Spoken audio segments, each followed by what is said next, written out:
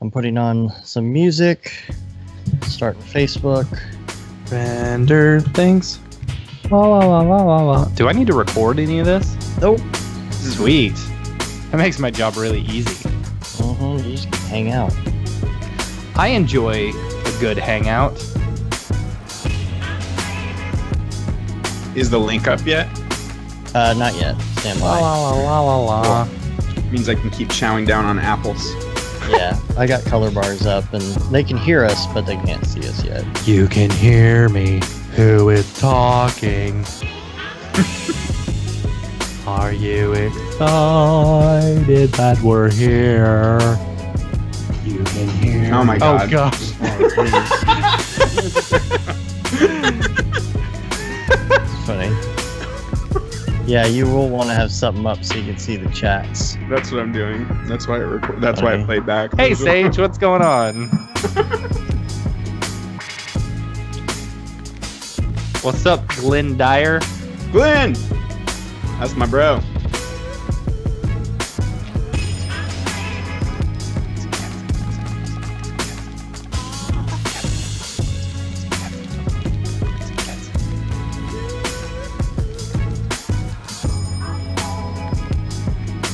Is that even how you spell disappoint? I am disappointed. I'm disappointed.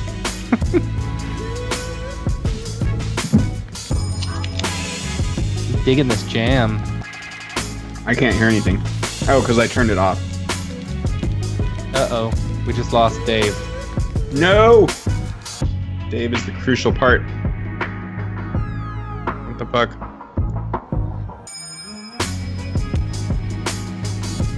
Yeah, but we're still live for some reason, which is weird. Yeah. My Skype got all went away.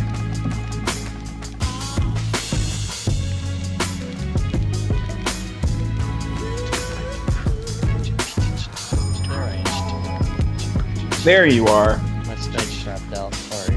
That's okay. Freaking notifications. Yeah, but we don't see your video. Should we see your video? Probably not at the moment. Okay. Okay, mate.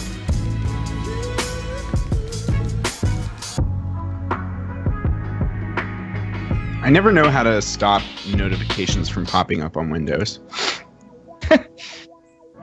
This is technically not next week's podcast. We are just we're just hanging. This is the Thursday night Octane stream. Yeah.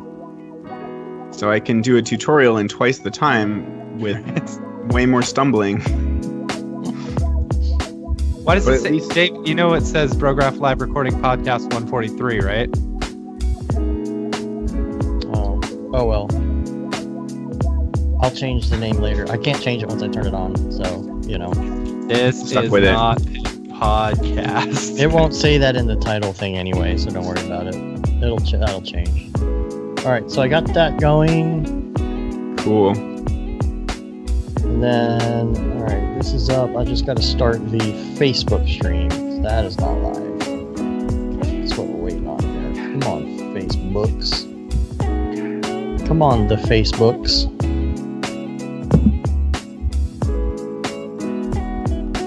Oh, this computer. Oh my gosh.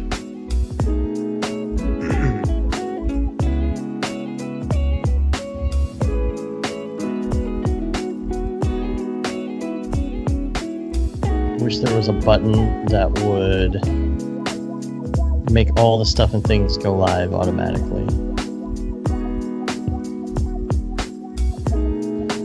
I'm gonna turn off my AC maybe. I don't know. Why? Can you guys? I Can you hear it? I don't even hear it. We don't Okay. hear anything. All right. It's so loud to me. God dang. Little dang.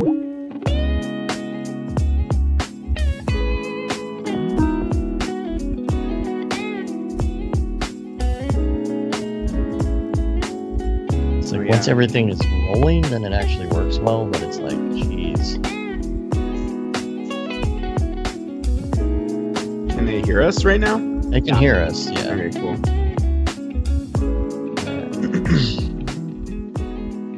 That's all good. All right, everything's live. Let me get. I didn't mean to put recording podcast 143, but I can't change it now. Too late. This is not a podcast. I'm hearing something coming through from somebody. I didn't. Yeah, it sounds like a vacuum. Recording podcast. Who was that? Is that Matt? Maybe it's the fan on your computer. No, I'm hearing feedback from somebody's headphone. Not me. Oh, that's me. That's me. There we go.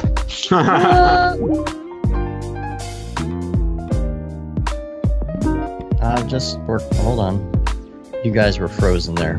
You were okay, frozen. now you're not frozen. All right, so this is good. All I gotta do is put. Thanks everybody for tuning in. And... Your feedback's back. Yeah. Oh, We can hear your fan going. not anymore.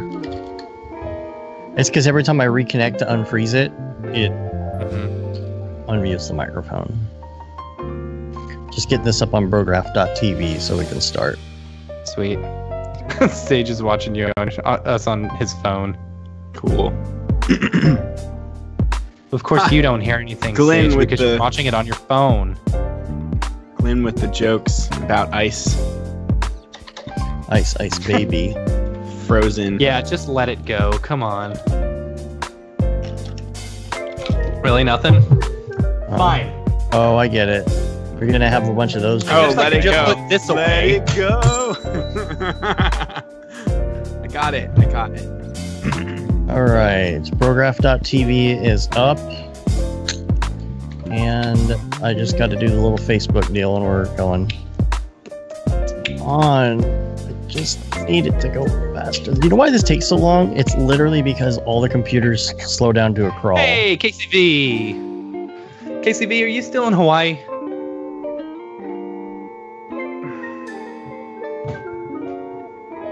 This is not a podcast. I know, that sucks. Can't change it unless I stop the stream, and that's not the best idea at the moment. 2 more weeks. Oh no, are you going back to Australia?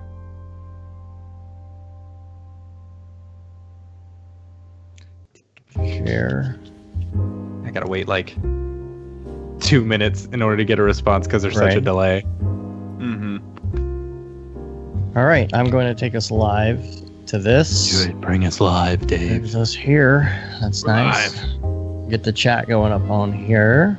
I don't know why it can't. Come to just Texas, refresh KCV. itself. You come stay in my spare bedroom while you're looking for a place to live.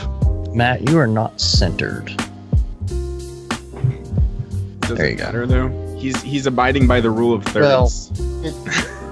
Well, it's not the rule of thirds because I put everybody in a square. Oh, fair enough. Hmm. All right, everything's rolling. I think we're good. What's happening? Man, there's tons of people in here already. What's up, everybody? Yeah, there's 7. Hi, everybody. 7 equals I'm just tons. looking at the chat. Well, I'm looking at the other streams too. We got people in the other streams and things. Yeah. Oh, I was forgetting All right. about those. All right. I think we're good. I guess I'll test this Discord dealio. Make sure that that looks good. We've got this, and then we've got the Discords. All right. You can see David Aryev's screen there. Cool. And then, I can't see it on the. Oh, I guess maybe there's a delay. So. oh, Yeah. there's definitely Bring a up delay. your bank account. Oh, look at that! I love the transition every time. Yeah, you want me to do it again just so you can see? Yes. Okay, cool. Let's see. I'll go back to the pod 3. Man, once I get this new system, That's I'm going to only have this thing all 8:15. down. Casey. Yeah. Nobody Once- else has those like transitions. Oh, dude, it's going to be so much better with this new machine. Everything's going to be so slick. Cool. Fingers What's crossed. better about the machine? He's building a new machine.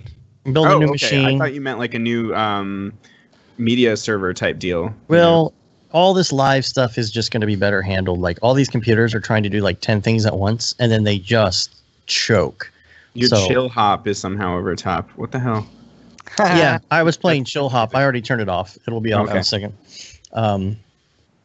That's the delay for you. So what are you building, a 41080 Ti rig or what? 1180. Well, we're talking about 1180. or Yeah. Volta, maybe a Volta. We should get a single Volta. A Type V? Yeah. Why? It's so Because expensive. apparently it's better than having like 3 1080s, and it lasts forever, and it doesn't take anything to cool it at all. Yeah. You don't even According hear to it. Barton Damer. Okay. That's Yeah. right. I guess he knows things. Yeah. I mean, what does he know? He only has like 800 billion. No, oh my god, that video wall cards. of cards. You guys All probably right. already talked about that. I'm not caught up on the podcast. Gosh. What kind of fan are you, David? Yeah, Yeah. David. You were supposed to be our Worst. #1 fan. I was supposed to be. What's up, Blair Walker? Yo, Blair. Yeah. I'm going to be on his podcast on sometime in August. Okay. Yeah, All right. Well, if y'all are ready to go, I'm ready. we'll get this thing going. Really What's good up, everybody? Here. I'm Dave, And I'm Matt. And I'm David. and we're doing a little Brograph breakdown tonight with David Ariev on his latest piece. He likes to do music videos with the word "walk" in them. That's true. Wow. So This is his ice space one. space baby, Space Ice. ice. an ice baby. Yeah, there you go. You also did a new reel, which I figured we would play first Oh, yes. you did first? if Cool, you yeah. want to do that. So, Do. all right. You want me to play it? I'm This gonna isn't an audio actually, one. This is like all visual, huh? I'm gonna play it actually if this What do you mean? works. I've got it queued up, and so I'm gonna start it playing, and y'all just have to be quiet so everybody can hear the beautiful music. Cool. Roll that beautiful And beam footage. hopefully it plays.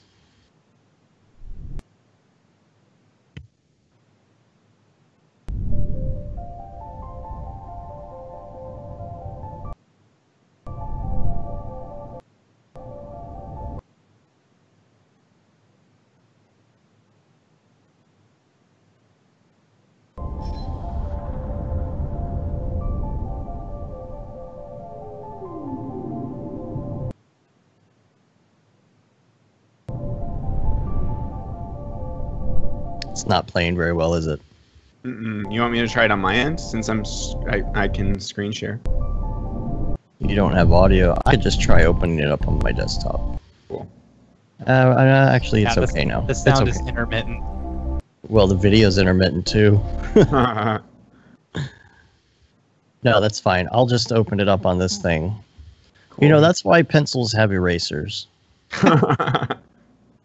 I'm assuming that this will work if I open it here. Okay. You know we're never gonna edit this though. Okay, it's playing. All right. 1:18 p.m. That's perfect. Yeah. Dude, that's like a normal podcast. Hey, it's Mhm. playing. Sweet. It looks intermittent as well.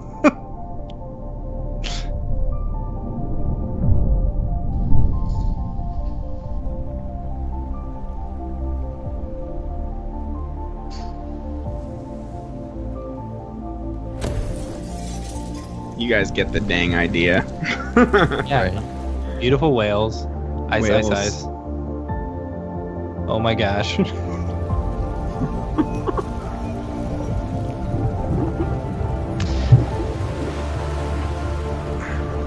David, if people want to watch this without it being all janky, where would they go? Just go to my site, arievvisuals.com. Can they go to davidariev.com? Probably. Yeah, I think I have that domain as well. Let me see. Yeah, that goes right there. There you go. That's probably easier, honestly. This is the latest thing. It's not. You do not have David Ariev with a V, though. I have Ariev Visuals with a W actually. ARIEW Visuals as well. I know, but you don't have David Ariev with a V. It's true. I'm gonna get it. I'm gonna reroute it to poophub.net.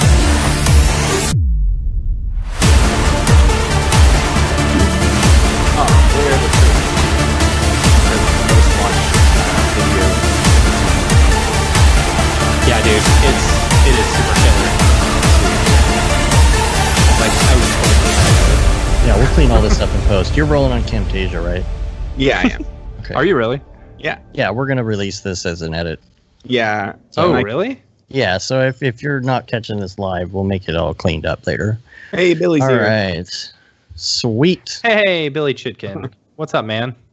Yeah, So we're going to just talk watching about We're we're trying to watch reel. the reel. But see, this is what I'm saying. Once we get all this other stuff streamlined, everything's going to play. It's because like it's trying to do so much, it can't even play your reel. But let me open your music video, and we're going to watch that the best that we can right now. This is what you're going to be breaking down. Even in the dead of night, in the colder day, in the burning light, in the darkest way. Jesus Suarez asked, has Otoy contacted you at all, David? Yes. The most well-versed Octane users out there. Well, yeah. Yeah. We talked about that in the interview at NAB. Yeah, I'm actually officially sponsored by them and currently procrastinating on releasing more tutorials. With you, I'll change for Gosh, this is a gorgeous music video, dude.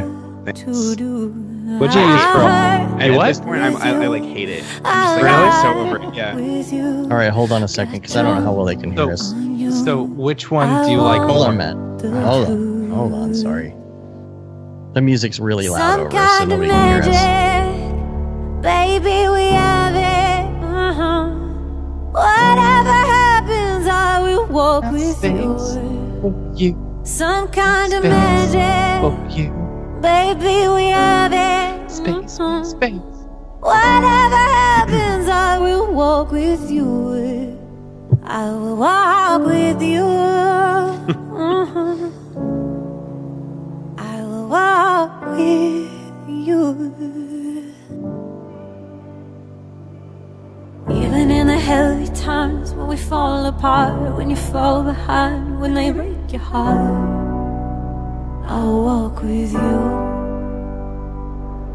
Even in the deepest blue, in the blackest black, when you're far away and you can't look back. Yeah, it was in my head for months. Every morning I would wake up and it was just so intrusive. Like I'll run with you, become with you, be one with you the whole way through. I'll fight. Yeah, Billy, I'm totally burned out. Like the past several weeks I've been doing very little with my time, and I'm supposed to be on this other 2-month-long music video right now, and I've started it, but I think it's gonna turn into like 3 months. Yeah.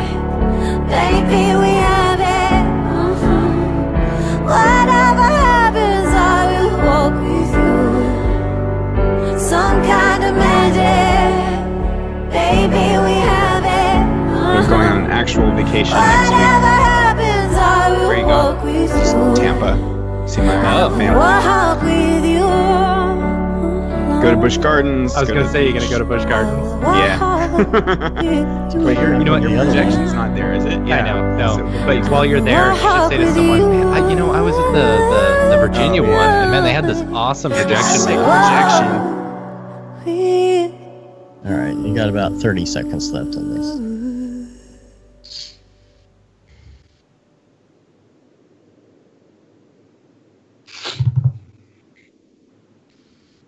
Glenn's least favorite part is when the leaves turn brown, and I can understand that, because I kind of, if I were able to have like way more time, I would have wanted them to like crinkle up and like shrivel like they're really dying. You know how like time lapse videos you see like leaves shriveling and whatnot.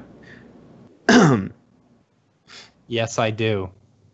All right, there we go. Slobo, There how we the hell go. do you even how are you supposed to light a scene like this? Well, I will show you. All right, your screen is totally live, so Cool. it's funny that you're doing a global warming video and we're doing an anti-global warming. Whoops. You're doing. Oh, that's right. That's Whoops. so messed up. It is. It's not Yeah. anti. It's just. It's not one anti. of those, like, it's we don't really know. Tell it We like don't it is. know. I don't know. It's whatever. All the We way to sold the our soul for bank. it. That's okay. All the way to the bank. All the way to the bank. Yeah, Raid Zero was in on that too. You're like, money over morals, bro. Mhm. All right, so you guys want me to jump into this mess?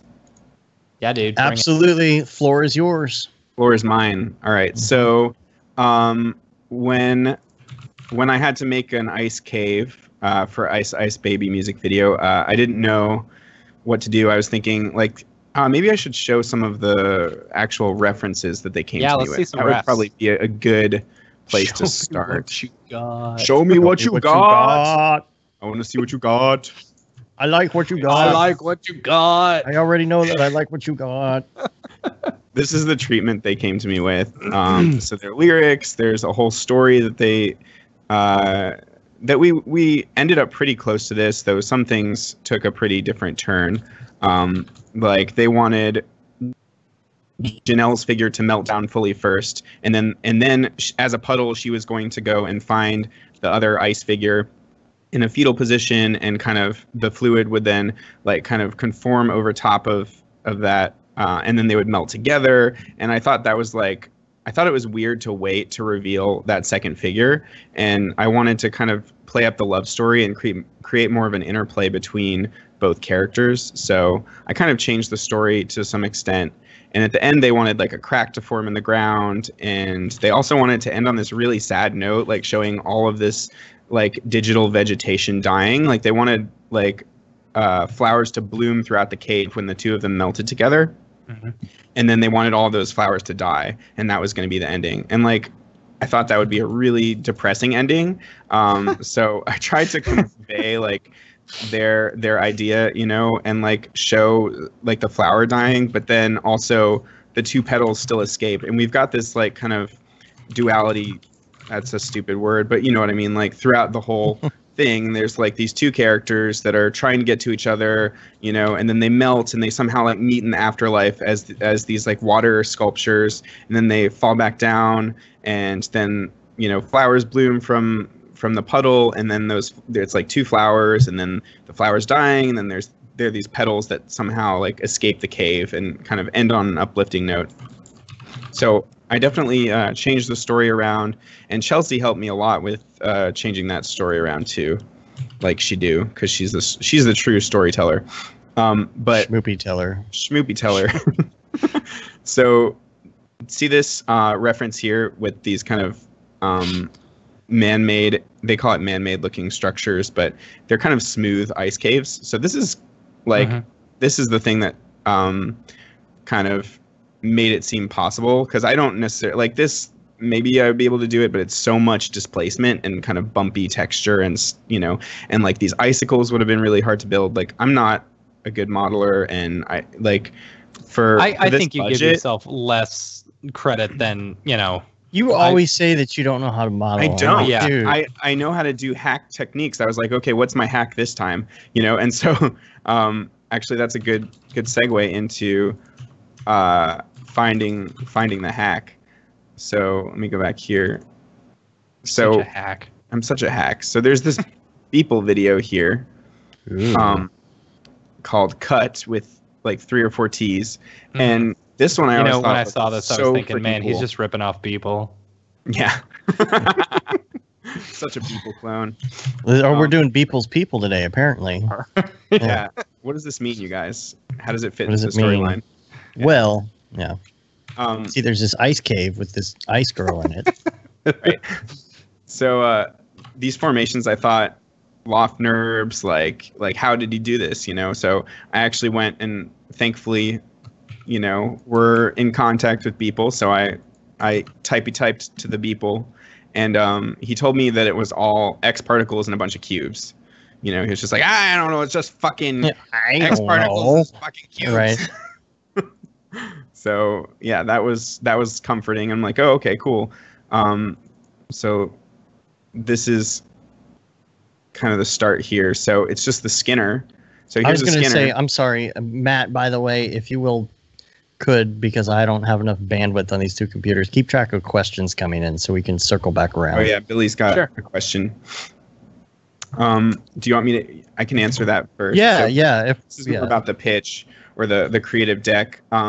Billy asked like what I found most interesting when I received the deck, and it's not necessarily that I thought it was like the most interesting or the best story or anything, but like when somebody offers to, you know, pay me to do a full CG music video, I kind of jump at that opportunity, because that doesn't come around very often for me yet. And it's just like a chance to kind of go crazy and really push myself and learn a bunch of things. And this had so many different elements that seems like really overwhelming. And like in the past, that's always been really beneficial to me when I get in a bit over my head, though this time it might have been a bit too far over my head, you know.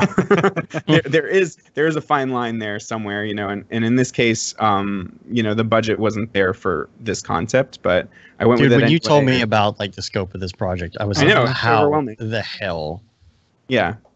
And like originally it was just going to be like 7 weeks, and then it got crunched down to 5 weeks. So I was like, this is never going to happen. And it sucked. It sucked for a while because I felt like I was on this failed project it was just doomed, you know, like there was no way I could finish this, but somehow like they were okay with it slipping to about like 9 weeks total.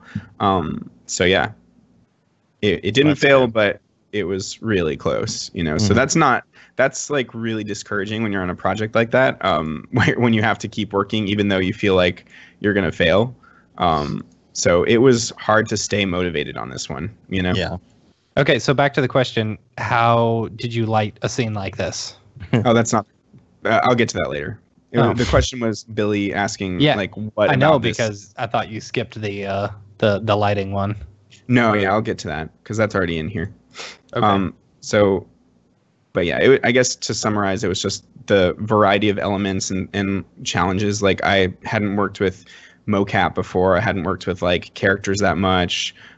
It seemed like a really different vibe from what I go for usually, you know, and I was kind of curious to see how I would tackle the challenge, you know, because ultimately like doing 3D, it's just a lot of problem solving. And I know that with enough time I could get through it. But yeah, there were other things that made it kind of grueling. Was it worth it? Ultimately, yeah. I guess if you were to ask me, would I, you know, go back and hit undo? Yeah, I would do it again because even though it was like I was working around the clock, I didn't have weekends, and the clients were really difficult to deal with at times. I would do it again because I wouldn't say it's the best thing that I've made this year, but like it's provided a ton of content for the reel. It's hopefully like showing again that I can do full CG music videos, which I really do enjoy. Well, and the learning experience. And learning experience. Yeah. But I wouldn't want to do projects like this all the time. You know, because it did burn me out like afterwards, you know. I'm still kind of in that burnout zone. Jesus asked, you storyboard this at all, or did you mood cut like Somei does? No storyboards.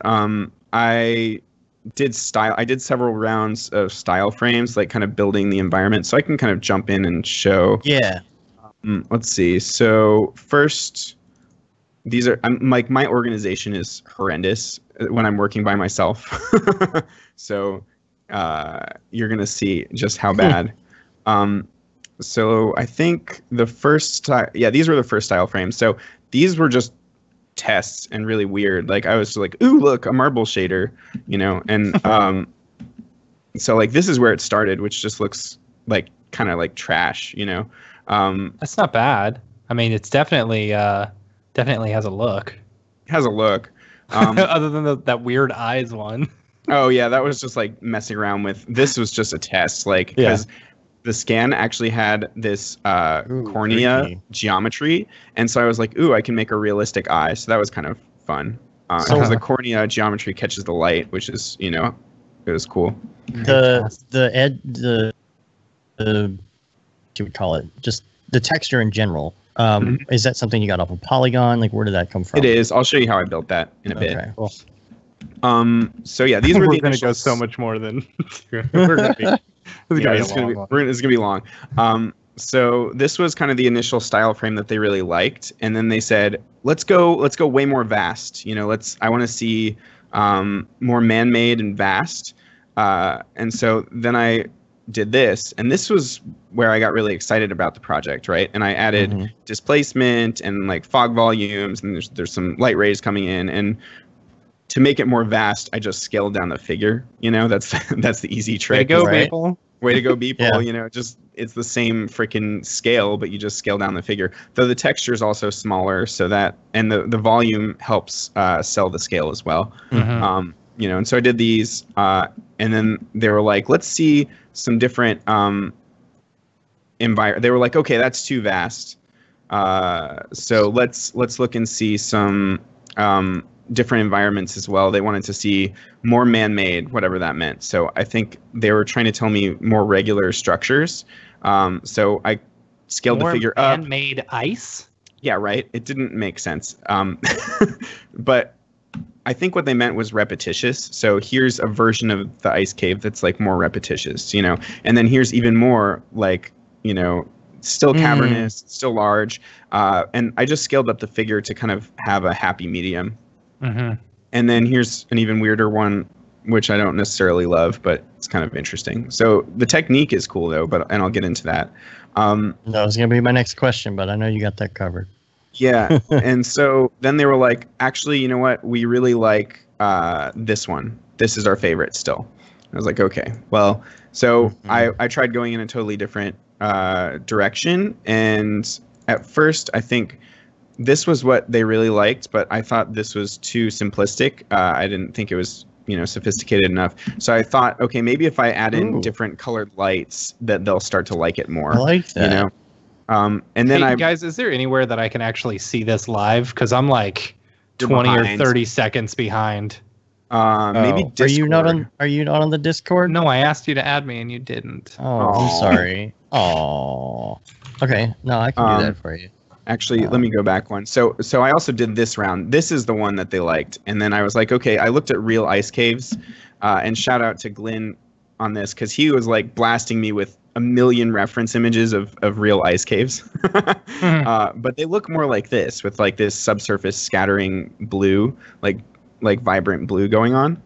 And so, yeah, this is just some displacement and bump and all your standard stuff. But they didn't like that either. So that's when I went to, the colored ice caves here.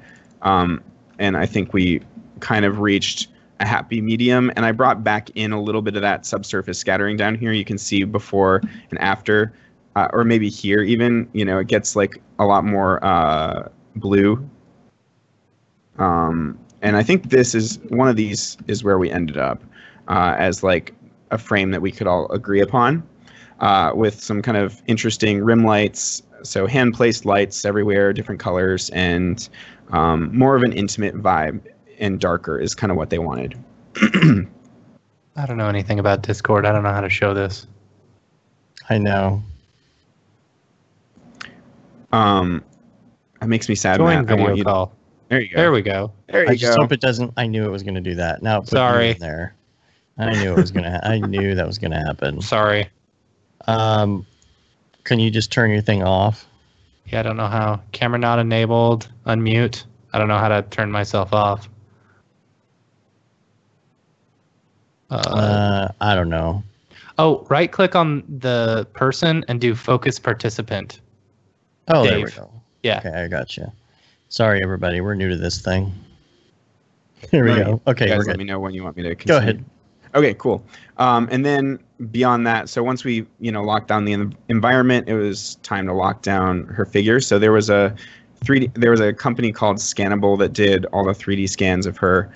And then was she actually singing when they scanned her? No. Well, they got I'm not exactly sure how they did the facial mocap. The scan was just a standard like LiDAR type scan. But the facial mocap was something totally separate. I'm not sure. They had a video that the animator kind of analyzed and keyframed to, essentially. Really? And they created a bunch of blend shapes, basically. So they had all these blend shapes for different poses for her face. And then he basically went through and for the first 30 seconds of the song, animated straight through, which is insane. Like that is insane. And a lot of it got thrown away, which made me feel like pretty guilty when I wasn't using it, but it is what it is. It was kind of an inefficient way to work, maybe. But none of us had ever done this kind of thing before. So, but so after, was she happy with was the artist ultimately happy with everything? Ultimately she was, yeah.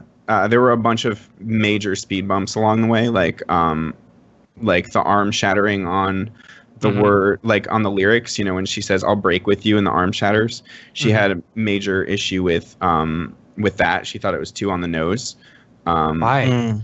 No, I understand what she's getting at. It depends. Like, you know, maybe you could think that, but a lot of people have come to me and said like, oh, I love the part where, you know, it shows the exact lyric that's happening, you know, and as motion designers, a lot of the time I think our job is to match visuals to lyrics, you know. So I don't know.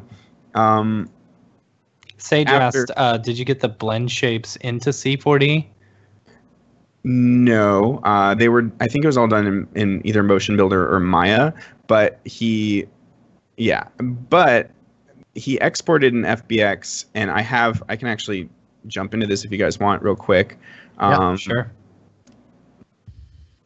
C4D is somewhere in here. So this is how I label everything. This is what my entire project looks like. It's just like I like use lyrics rather than like naming things shot 1, shot 2, shot 3, shot 4. I feel like that makes it a lot harder to navigate. So I like either call it like arm shatter or fluid legs moving or whatever the hell is going on, you know, or arm breaks off. But a lot of the time it's a lyric. It's like "Baby, we have it," you know, or "Get drunk on you," you know, whatever the lyric is at the time to identify, you know, what I'm looking at. But what I'm actually looking for is Janelle mocap, Janelle Headmaster NM01. So here's what I received. How long is it? It's 2150 frames. Oh, that's not a lot. At 24 frames per second, let's see.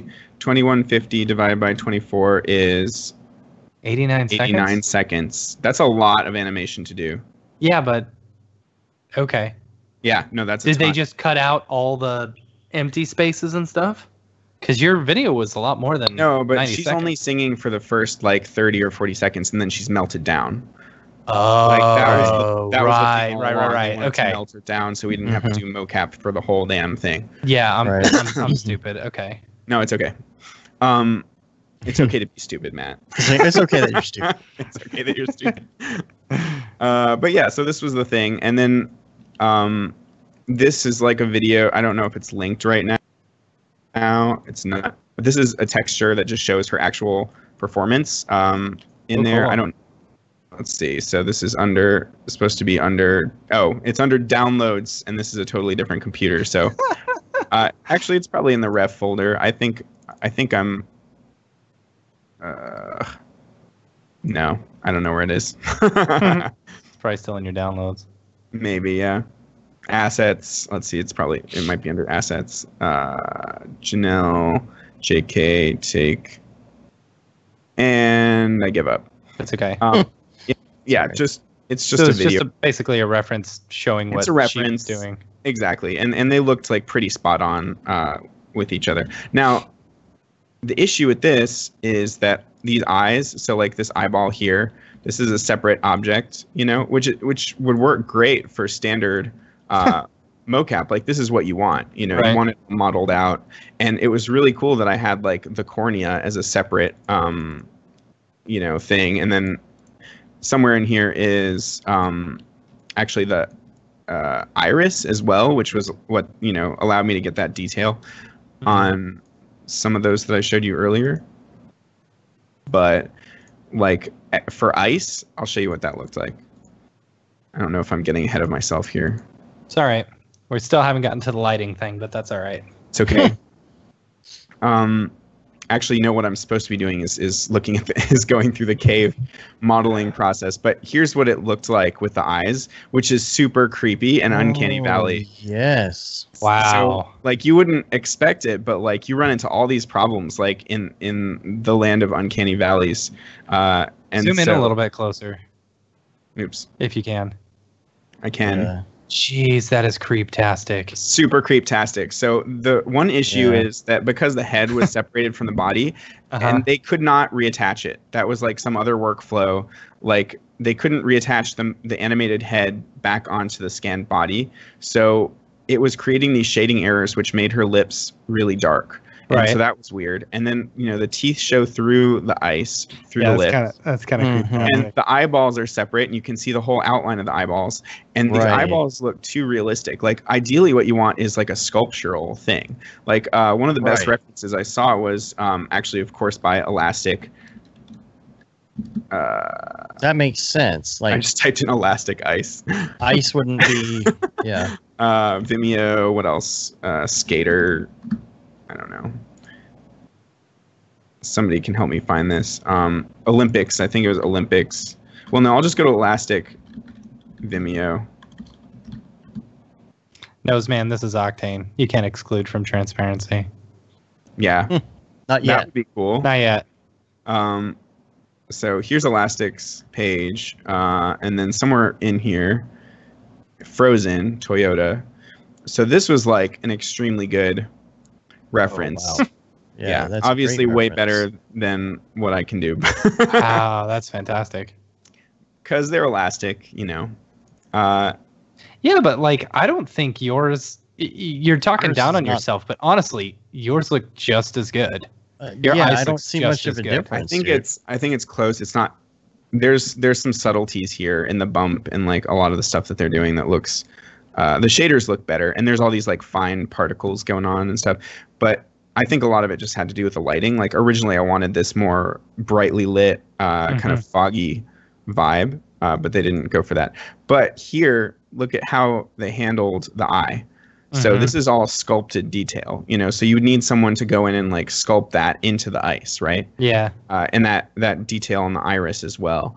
And that's why theirs looks so good, because it's all one piece and there's no like inner detail. It's as if an ice sculptor actually like chiseled that out, I love this part where the tear turns into a snowflake.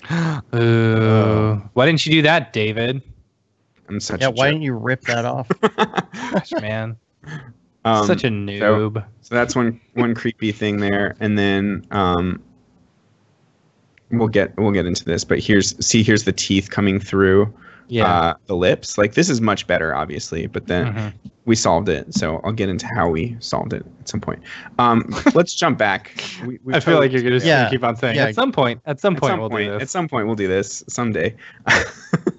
This is what happens every time I get onto a podcast or or whatever with you guys. It's just rat holes for 3 hours. I was like, I was telling Chelsea, I was like, oh no, I'm for sure going to be done by 8. Like, 8? Yeah, I thought. Oh yeah, because you guys are too. Right. Yeah, maybe. Maybe. I don't think it's going to happen. I was Barton telling you Damer I'd be in done the by chat. 9. What up, Barton Damer? Oh, he is? Yeah. Oh He yeah. said, Yeah. wake up, Milstead. It's because you had that chicken and waffles today. Oh, dude, Chicken and waffles. it was so good. It was the best food I've ever had in my life. Okay, so Okay. Ice Cave. So this is just an XP skinner, and it's got somewhere in here the smoothing set absurdly high. So let's set it down to 15. So this is just a cube, and the reason I've got it in a null is because that way it's every time I duplicate something within it, it understands that as part of the list, so I don't have to add it continuously to the source list. It's just seeing everything within that null. Make sense? Yes. Yes. I guess. I guess. What is it that you've got it in?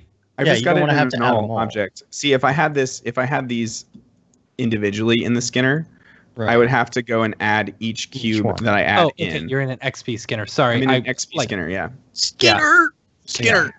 So the null just lets me not worry about adding each source. It's just the one source that I have to worry about.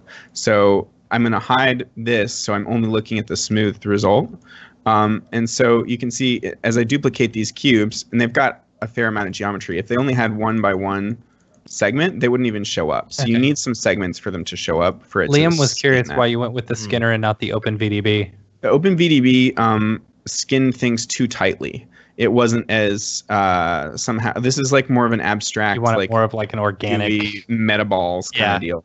Why So not use a metaball? that's a good question. This is like metaballs on crack. It's like way Right. better. Dude, yeah.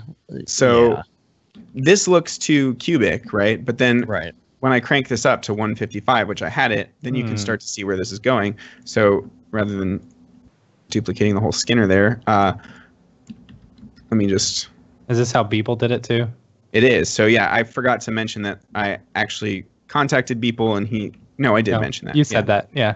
Yeah, but he told you how to do this. He just said I use Skinner and some cubes. That's it. Gotcha. So, Yeah. but I figured it out from there because it's not that difficult to figure out.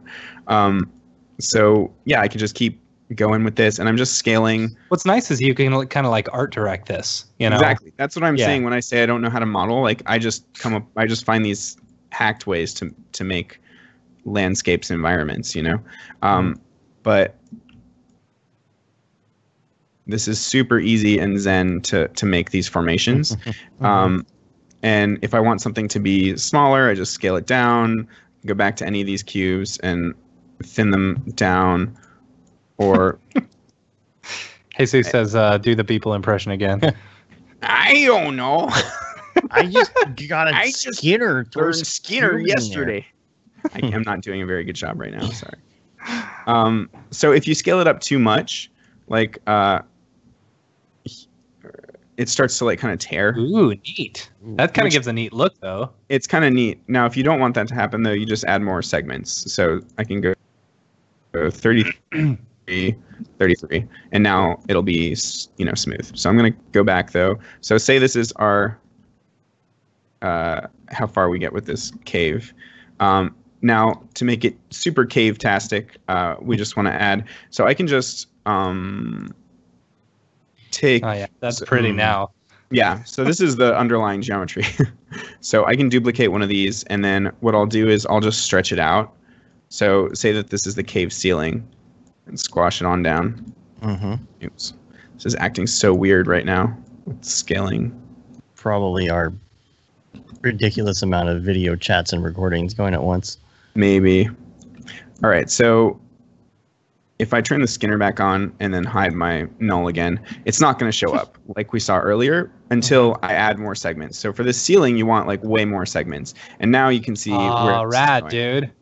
Wow. So, and then I'll just Wow. Wow.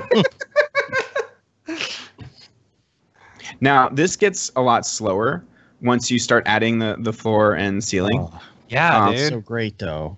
But that's the whole technique right there. It's super easy. And instead of planes, I just use two hemispheres, or maybe a hemisphere on top and a plane on the bottom, and those get seamlessly welded together as well.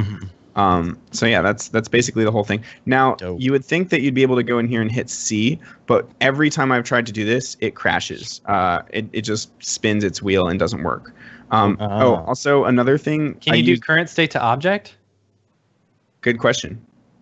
Or what if you hit C on the cubes first? Look what you've done, Matt. Oh, no. You God ruined damn it. You ruined it. You ruined it. Okay, I'm gonna force quit, or Oh, boy. Whatever the PC equivalent is. I still have Mac lingo. I'm the same way. You're as cold as ice. Yeah, I'll just go to the finished version here. Yeah. So you're watching some grayscale gorilla tutorials? I was gonna reference this later. It's a later thing. That's the X particles thing. Yeah. Yeah. We'll get there. We'll get to it. there. We'll get to it. I'm not to that chapter yet. Okay, so real quick, you screwed me up, but Sorry, dude. it's okay. Can't you just open your project? Yeah, though it takes a lot longer to export that one because it's a big cave. Okay. So I'm just gonna make a really hacked version real quick. So pretend that's our cave, right? And You go into your autosaves? I don't know. Just that's fine. This is the cave. Just pretend it's a cave. Don't worry about it, Matt. All I did was I went export Alembic, and then you just make sure 0 frames, and by that I mean it's just single frame. Hit Right. OK. Right. And then you can file merge it back in. There's the cave model. So that for some reason works, and whereas hitting C doesn't. So and then I can get rid of the underlying cubes there. So now that's my Skinner, and then I can hit C on this, and now I've got a model that works really well. And then beyond that, I would add that to a subdivision surface to get an even smoother result. But up until you don't want it to be that subdivided because it gets so slow with that smoothing Skinner. And so let's see, the finished one looks like this. and there's some error where I have to toggle this off and on in order for it to show up. Noseman says the open VDB mesher in particles will produce the same results if you increase the voxel size and add a filter. And Okay. I know some of those words. I know. Well, the filters are really cool. You can get, different. They have like median and mean and all these different interesting filters that work way better for fluid meshes than the Skinner does. So that's good to know. Definitely should play with that because the open VDB mesher is really fast. The one thing that was weird was I think when I was duplicating cubes in that context, it would they would disappear, and it was really hard to work in ArtDirect. So I found this a lot easier, and it didn't take too long. It would take just an hour or two to get this kind of cave, and this is pretty intricate. Yeah. Like I can keep flying Oh god, dude. Yeah, so there's like a lot Crazy. going on here. Jeez. I like building out big environments and then exploring inside of them and finding, camera angles where I can shoot. Yeah. Things, And yeah, there's that. So without the Skinner, this is what the underlying geometry looks like. And you can see I put That's almost kind of cool. Yeah. And there's just that So one hole. what happens if you just took like a sphere, threw it into a cloner, added a random effect around there, and then threw it into a Skinner? A Skinner, yeah. It would get all blobby and cool, probably. I don't know. All right. You can go test it out on your own time. Fine. The last thing I'll make my own ice cave. Make your own damn ice cave. I've given you the tools. Now you can explore. So I've got the mode set to Zubridson, which is really good for fluids. Or at least, I learned that from a Tim Clapham tutorial once upon a time. I think it's actually better than the fluid mode. I don't know what this will do. It'll probably take a second to update. Oh, there you go. See, beautiful. You guys still there? Okay, Yes. cool. Yeah. Mm-hmm. Anyway, that's the whole thing with the ice cave. I'm going to close this out. Sweet. How did you light something like that? I will show you that right now. Sweet. It's actually next on the list. Though texturing is first, then lighting, because you have to have nice textures before your lighting matters. Or there's an interplay between them. I'd say that you go back and forth. So I'm gonna set this rendering. This is like the ice cave that we all agreed upon. Not as epic as the other one, but still looks cool. Yeah, Tim's gonna be at Seagraph. Be fun. Oh, sweet. Well, I'm actually going to see him in LA for DMA LA, Nice. which I think Grant's going to that as well, and a bunch of other people. I think it's like the 7th or something. Oh, man, look at that. Yeah, this is what I was playing with around with earlier today, and it looks even cooler than what I did before. But whatever. Just delete all this. Right. Just start over. Just start over. Do it live. Do it live. Okay. And I'll kill daylight as well. Or, yeah, sure. Because I want to start over with that too. So, saving.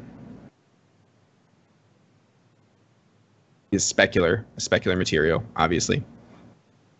So I'll pop that in there. And then I'll drop in a daylight. I was messing Which around. version of Octane are you using? I was just about to say, I was messing around earlier with 4xb3, but there was like this issue with the lights where I couldn't put an RGB spectrum into the distribution, and I was like, I just decided to revert back to 3.08. It's like We're waiting for that XB4 for some light exclusions. Whoa. Oh yeah. Things are moving slow right now, and I'm moving the cave around by accident. Oh boy. Oh boy, here we go. Here I go killing again. You're going to kill it again. I just love killing. Just love killing. Old people, babies. Kill anyone. Killing you. Probobulous Michael. Okay, so this is finally working.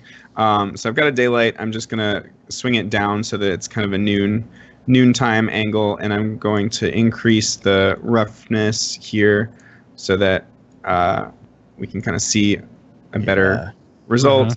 And then the so main interested to see this is fake shadows. Fake shadows allows more light to, be transported through the material and all that you guys already know. Now here, I'm not liking how golden this is looking, so I'm going to take down the sun color to something like that, and then also just boost the power, and now it's going to look a lot more brighter. in your octane settings for glossy and specular. In your octane settings, like what is your level of, like how far did you go? The roughness. No, in your octane settings, like the glossy, specular, all of that. I leave it at 16 all the time. Oh, really? Okay. Yeah. All right. What about? Are you using path tracing or? Yeah, I'm using path tracing. Okay. So this whole video is path tracing with GI clamp at 1, and Adaptive on the whole, sampling. adaptive sampling's on at 0.75, and then on the whole, I rendered 1,000 samples, which was usually enough for it to look good. That's not bad. 1,000 samples? Yeah, you would think it's not bad, but a lot of the frames were like 30 minutes per frame on 41080 Ti's. Jeez. Whoa. Yeah, the render times on 1,000 this, samples? Yes, the render times on this thing were absurd. Like, because it's all specular and everything's refracting within refractions, and like the water on top of the, specular, and the motion blur, and like the fluid sims, like some of those fluid sims were like 350 gigs and 20 million polys per frame. So that kind of stuff it was the hardest stuff I've ever had to render. So anyway, the trick to this is like extremely simple. So it's just a roughness map like you do, but then there's one from Polygon here that I'll pull up. Mega Assets Library. How much time did this how much total time did it take you to render? I don't know, because I rendered all like the entire time I went along. I would say like for practically a month or a month and a half straight, I was rendering. And sometimes I would have to revise shots, things that would break. Or like sometimes I would throw away shots entirely. Is there a shot that you threw away that you're just like, man, I wish I had used that? No. Oh, okay. Never mind. But what was I saying? But yeah, I mean, it was enough rendering that my electricity bill was $720. Oh man. Dan Marino was curious why 16. What's the reasoning? Because it's the default. Oh, okay.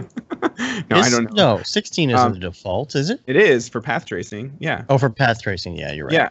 Yeah. I mean, and I was talking to Jay Roth at one of the meetups, and he was like, "Oh wow, I'm surprised that 16 worked well enough for you with all of those different, nooks and crannies in these things, plus the water." He was like, "I would have pushed it to 32." Yeah. See, I normally, anytime I have glass or something, I'm almost always above 20.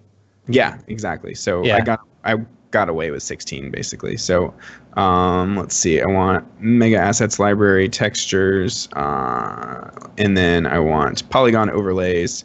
And somewhere down here, there's an ice block. Right here are the ice blocks. So this one, I used ice block 10 overlay 6K.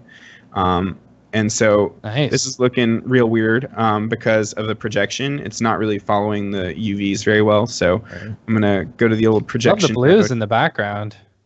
Yeah. It's cool because everything from outside comes in. So like if I were to select this daylight and say change the ground color to a blue, that would come through as well. Like I think I can show you this a bit better if I boost this. See how that changes? Because there's a ground underneath that everything outside is showing through the ice. Right. I don't think I ever noticed that ground thing. Maybe because it's always set to black. It's always set to black, yeah. And sometimes I just use, a texture environment instead and mix the sky texture with that.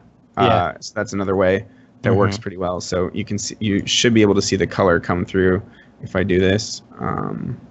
Mix sky textures on. Maybe the ground is overriding it. It's weird. Could it be that one needs to be above the other? No, it is above the other right now. But maybe it just needs to be set to visible environment. I don't know. There we go. I don't know. It was just not updating. But that doesn't look good, so I'm just going to delete that. And then what am I doing? Ground color, texture, projection. Okay, cool. This will update on its own. So we don't want mesh UV because it's stretching everything all crazy. So we want box. Yeah, set it to box and let it Good old go. Box. And then we also want UV transform. I wish that Octane's nodes, when you click on them, didn't pop up to some random place. Like I wish they would just go, somewhere that made sense. Right. Okay. So that's vaguely looking better. So that's kind of around where I took it.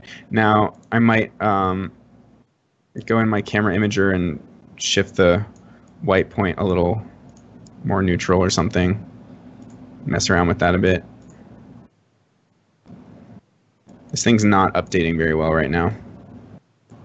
Yeah. Well, it's understandable. All the things are happening. All the 1080 Ti's.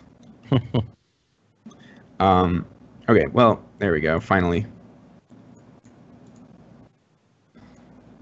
So that's a bit more neutral. Now, first thing is I wanted to get rid of the seams.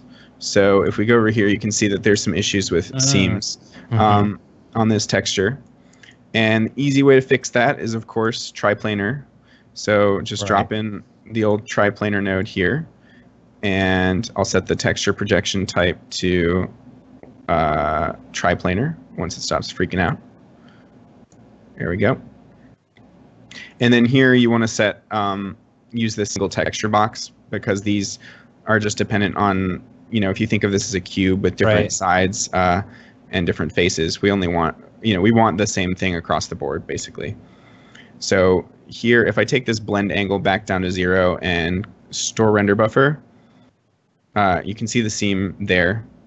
Yeah, but you don't see it as badly as you did It may previously. have just saved, I think it saved the 5 blend angle. So let me take it back so you can really see it. It should be identical. I mean, it's there. You can see the seam, right? Yeah. Oh, yeah. Yeah. But the second we crank up this blend angle, it just goes away. So that's the old easy fix for that. Now, gosh, dude, that ice looks so good. it looks okay. Okay, never mind. It looks like crap. It looks like crap. Tell it like it is. No.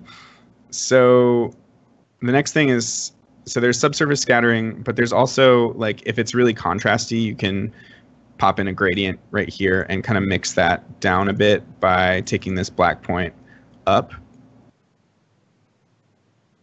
So I didn't take this too far because then everything is kind of rough and ice is shiny, So I did want there, shiny. Sorry. Damn it. Oh my gosh. So I did want there to be some spots that were more glossy. Glossy. Glossy. And this is all just in the roughness, right? Just the roughness, yeah. And then transmission, if I want things to be a bit more blue, I think I might have pumped a little bit of transmission in there. This is gonna a little really, dab will do ya. little dab will do, yeah. So I'm gonna take it less than that. Ready. Now, so that's cool, but subsurface scattering is gonna help a lot more. So let's just go to medium. I've been waiting to see. Oh yeah. So that made everything black. So I'll just take this down, and then I think Raphael Rao. Take down? The Density, sorry. Yeah, Destiny. anytime I'm like moving too fast, just let me know. So I'm going to put a float into both absorption and scattering. And I think Raphael Rao described this the best, that like absorption, if you think of like ink going into water, it's just the color. It's like you can have inky, an inky fluid that's not cloudy. So the scattering is how cloudy it is, how milky. Yeah. Whereas, and the light actually getting, diffused and scattered. Man, but, what a great analogy. Right? So as I take this down, it'll get darker. I always thought it as what color it's absorbing, Right. And then what's the other one? Scatter? Yeah. So absorption, you do absorption, it would still be like, if you're thinking in terms of ink, it would still be a clear liquid. Right, exactly. It would still be, you'd be able to see through it. Whereas if it had scattering, it would become milky. So Okay. as I'm just going to bring the scattering Yeah, see, up the to scattering I always thought about as like how dense, it Mhm. was. That makes Uh, sense. That makes Yeah, sense. it's just the too. light rays getting Yeah. bounced around inside Mhm. the material versus passing straight through. Mhm. So yeah, you can see if I don't have scattering, then it looks like that. And when I Uh-huh. do, it's almost like a fog volume. It adds Yeah. in this Mhm. haze that looks really nice. So I'll take this back to 1, and then in the absorption, I actually want to put a color because that's kind of nice too. That What really if bright. on the scattering you did like a noise?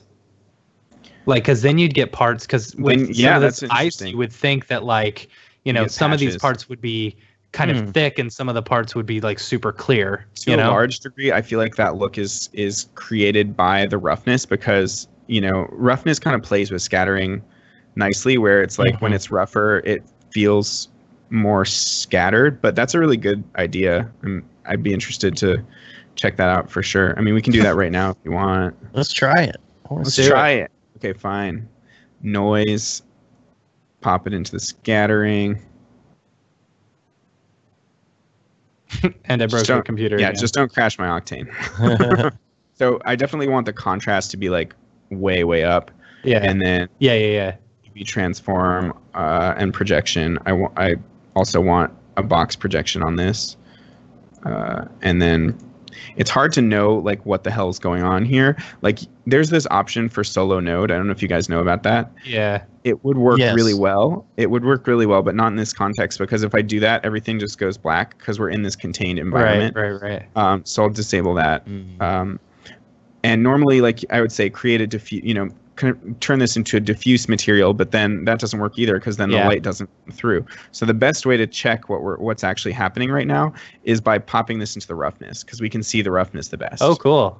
So Yeah. now we Yeah. can see what's going on. So I can Nice, dude. transform this up, and that's fine. That's enough to test whether this is going to work for the scattering. Dude, I do that so much. I'll plug something into a diffuse channel first to see before Yeah, I put it into something exactly. else. Yeah. So doesn't Matt, look like it's doing it anything. doesn't look like it's doing anything. So Is it That's- possible for them to accept anything other than a float texture?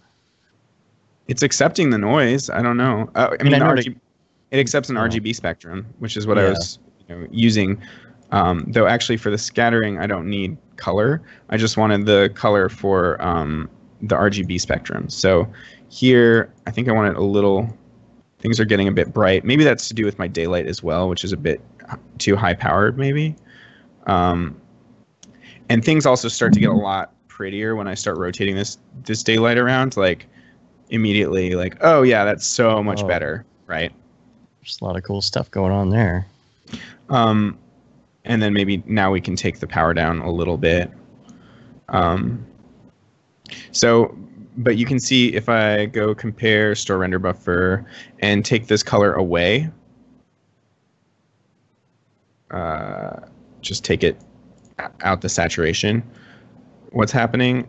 I mean, that's kind of like transmission, honestly. So we need to like tweak the density a bit until we're seeing it just come into it. It's supposed to affect the thicker areas a bit more, if that makes sense. Mm-hmm. Did you? So there we go. That's kind of showing up a bit more, and then I can take the density down to where it's really affecting some of these areas more. That's nice. What were you gonna ask, Dave? Oh, I was just gonna. Well, I don't know if you had anything that bright, but as far as the camera, did you bring your whites down, crush your whites at all? Like, what is it called? Oh yeah, I In mean, your highlight clipping. yeah. Yeah, yeah, I would like definitely highlight like- compression. I have it all the way up already. So this would Oh, need to okay. be solved with. I would probably just, if this were this bright, I would like exposure down and gamma up, or just exposure down already is doing a lot, Mhm. But gamma up will make it a little milkier if it will recognize. There we go. And it's so, in theory, it's very simple, but it's such a great look. I mean, you don't even have that much. don't have much in your scene, there's not that much as far as your material. You're just lighting it with the daylight. It does so much. Exactly. So that was definitely cool when all that kind of came together like that. And then I haven't even added in bump, and I didn't. I mean, like, so if you look here at my style frames, that initial look I created here had a displacement, which I liked the look of a lot, you know, but it would have taken forever to render. Like these last couple shots took a really long time to render. But I could have gotten away with it in the bump. I think it looks really good without, honestly. Yeah. Well, I'll show you what it looks like with the bump real quick. So if I pop in an image texture here to the bump, and I'm just going to grab these, well, never mind. I'll just, because that's triplanar, so I'll just do the same UV transform here and projection. Set this one to box. So I was actually using, weirdly, my texture that I made for my Space music video worked really well. So if I go to Aria favorites, it's somewhere down here. It's one of these height fields, planet height field 2. So if I edit this, you'll be able to see what the actual texture looks like. Once it loads, there we go. Hold on. It's loading. Polygon's the best. Yeah, dude. Just thought I'd throw that out there. Just throw that out there. I love Polygon. Sponsored by Polygon. I wish. Yeah. So this is the texture that one of the ones that I developed for that planet in my space music video. And weirdly, this worked super well as an overlay. See how this is adding all this crinkly, interesting looking stuff. And then if I scale it up, we get like a maybe more. It's maybe more subtle. And I can, if I really want to emphasize this, I can take the power up to like 5, and you'll super see it. You know. Yeah, I like it without. You like it without? Okay, cool. I do, That's what I did for most of the video. So because I like the smoothness of the ice. You know? Yeah, that's Like kind of they where both I are a ended great up. look. It's just Yeah. I see what you're saying. Like the smoothness is. Yeah. Yeah, I mean that is, and it was It easier feels to more render. like the ice has melted and created those areas. Formations. You know. Yeah, Yeah. yeah, and I thought it was cool anyway. Like coming to that other environment at the end, almost as like the cherry on top. You know, the last 2 shots looked a lot more. I think they look a lot more sophisticated than this, and a lot more epic and wide. You know, but it's kind of cool to have that journey to this epic place. So I was okay with it. Cool. So yeah, that's the really texture awesome. right there. It's really, really simple. Now, I think now we want to talk about lighting. So, Wait, that wasn't lighting? Hey Matt, I mean, here that's- comes the lighting. What? that Here was comes the lighting. that was lighting to some extent, but like the daylight, you know, I used it on moments where the cave got super blown out, you know, and the moments where she's melting. But other times I'm keyframing up and down, you know, all those different colored lights. So for that, you know, it's just area lights like you do, and this definitely gives a very different vibe. So I'm going to take the opacity all the way down.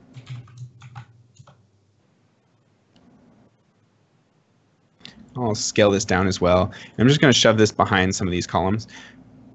So there we go. Now we're starting to see something Wow, nice. once it refines. So you can see it reacts really nicely to light coming through, like And then backlight. did you just change the color on it? Change the color. And another thing that I did a lot was, this is interesting. I don't know if you guys have done this very much, but under details on your lights, you can change the shape. Yeah. So say you want a disc, Yeah, I use disc all the time. and then you can also, I was also using spheres a lot because I wanted them to kind of act like omni lights sometimes. So this will actually hit a lot more. Oh, of the that's cave. nice. That's So nice. that's kind of interesting too. And then, yeah, I did just add in, now the other thing you can do, I don't know if we need to get into that, but you can add a C4D gradient into the light so that if you're seeing hard like lines, it'll fall off nicely. Have you guys ever done that before? I have not. No. And it does the I'll show you that real quick, 'cause does that's the cool. size of the light affect anything? You know how like the size of the light affects shadow? Does that change anything in here? Yeah, I mean, if you want, a lot of the time for the rim lights, I would make the lights a lot smaller. And then for my fill light, like say I want a general fill light throughout this cave, I'm going to go I'm going to go options, untick, check camera, and then I'll just pop out of this entire environment and then duplicate this light over and then make it super big and also low powered. So it'll shoot through the entire cave and act as a general fill. I love general fill. Right next to Almost Colonel Panic. Yeah. Colonel Panic, General Error, Sergeant Pepper. Sergeant Pepper. Let's see. And then, I don't know, this one could be, let's see what it looks like when it's warm. That's going to look weird. Yeah, let's make it cooler. And it's going to start melting if you warm it up. I need too some much. hot ice. Can you make some hot ice? Icy hot? Ah. But yeah, you get the idea that I had, I mean, I would take it even lower than this just so that you catch a hint of all of the different surfaces in the cave, like something like this as a base, and then light from there.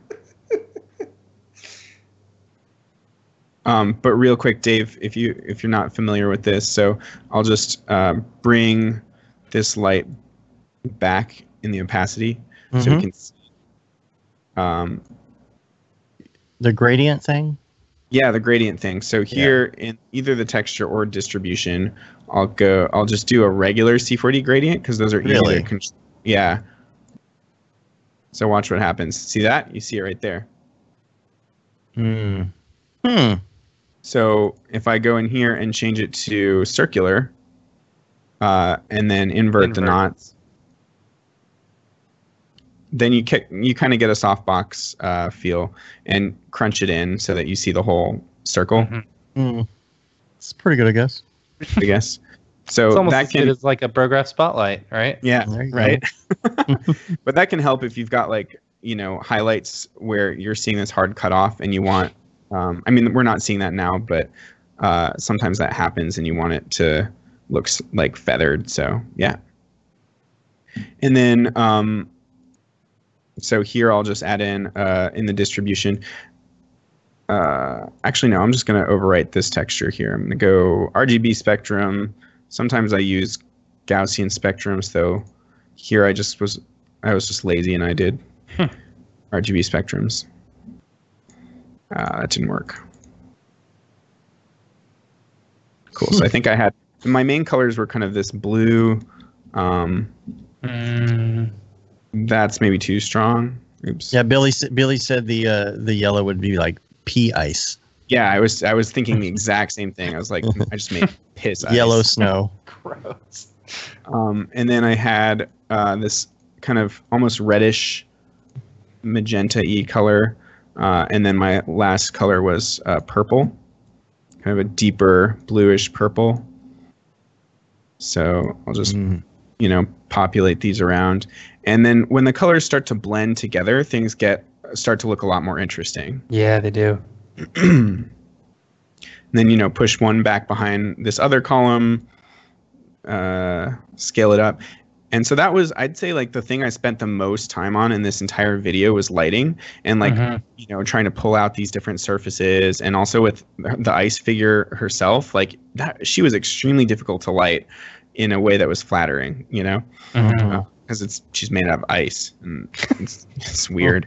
But yeah, and I also had to keyframe up and down the lights, so I would have different lighting setups that would, come on and off. And with the exposure, when you ride the power down, like you keyframe it down, I don't know if you've ever noticed, but it falls off in a really weird way, where it kind of like, as it's animating down, it'll suddenly just go away. So you kind of have to give it a really, really big ease, like way more than you would think. So that was kind of another part of it, was just making sure the easing was right. Glenn Dyer asked, Sorry. Oh, Glenn sorry. Dyer No, asked, how did you get the gold tint on the ice? Sorry, Glenn. I'm assuming that's just like the. I mean, it's all coming from the lights, right? The lights. The tint. Yeah. Gosh, that's gorgeous. Yeah, and dude. there's a trick to that when you're having issues with the fast the fast numbers falling off like that. If you do a user data with a percentage slider and you pipe that back in a certain way with a range mapper, it will evenly change using the percentage. I should do a tutorial on that. I figured that out. I understood some of those words. Well, okay, so let's you don't need to explain it to me. I know what a range mapper is. Like, I would just need to see a tutorial, or just like you just drive it with percentage instead, and then like the math does all the work for you. Oh, that's cool. That's neat.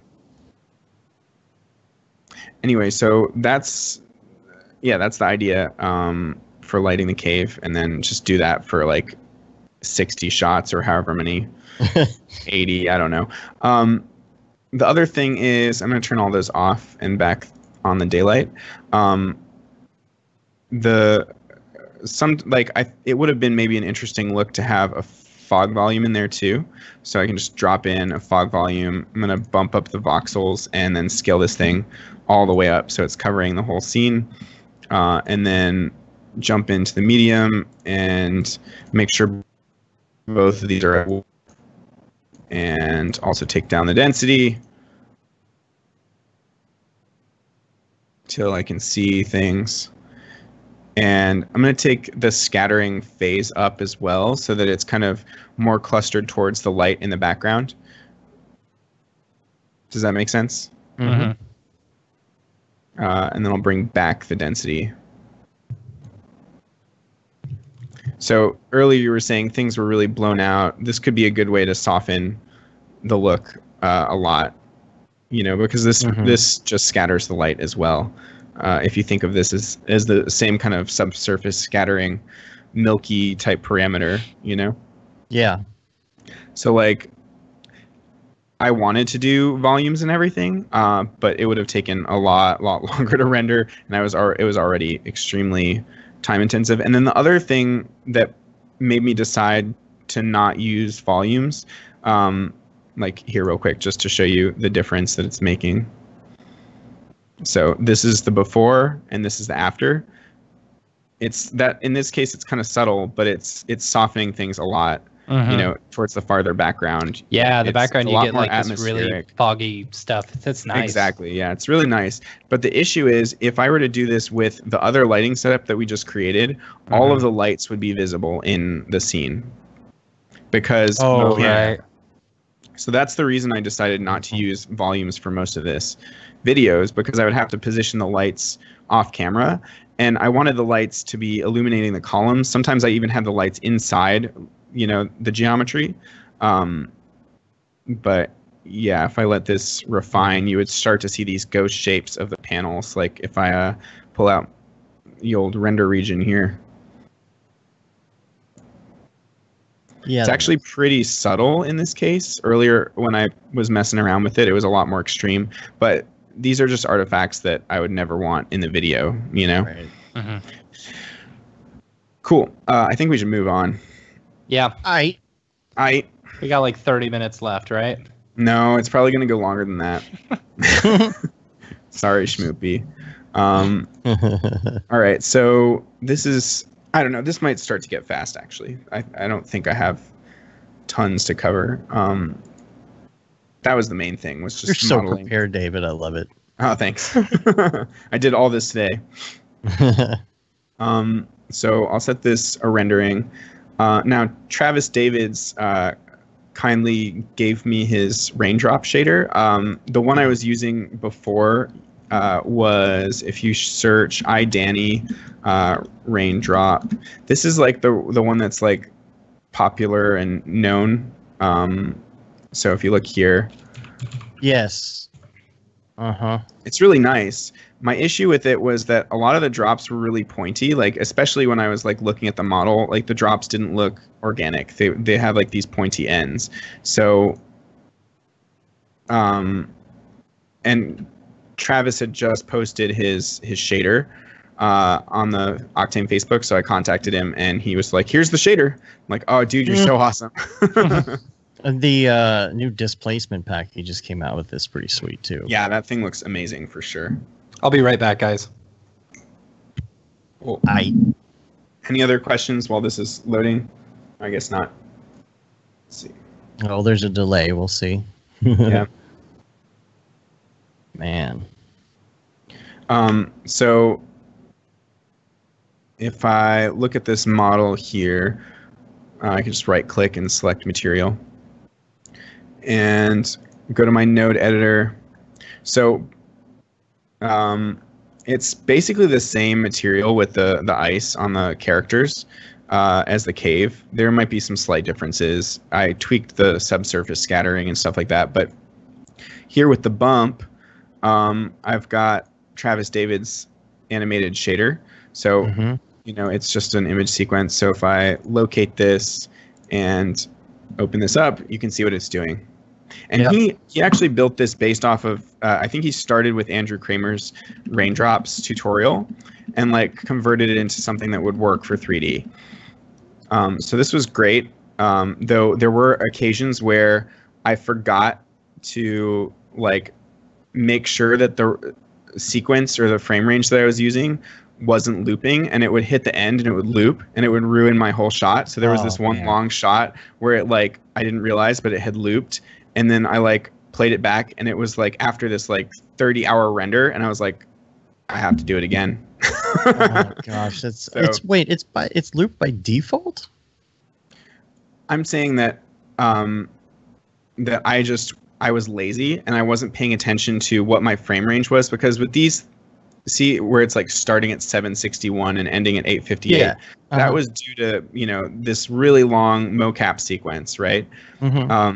And yeah, so it would, I don't know how to explain this very well, but I know what you're, it would start over, right? You have the mode to loop. Yeah, I had the mode to loop, but even if it didn't loop, like what would it do? Like go to a black frame? Like the issue is that I didn't set the frame range properly, so it was my own fault. I got you. But it was just like after that, I didn't make that mistake again. And I thought it stopped at the last frame.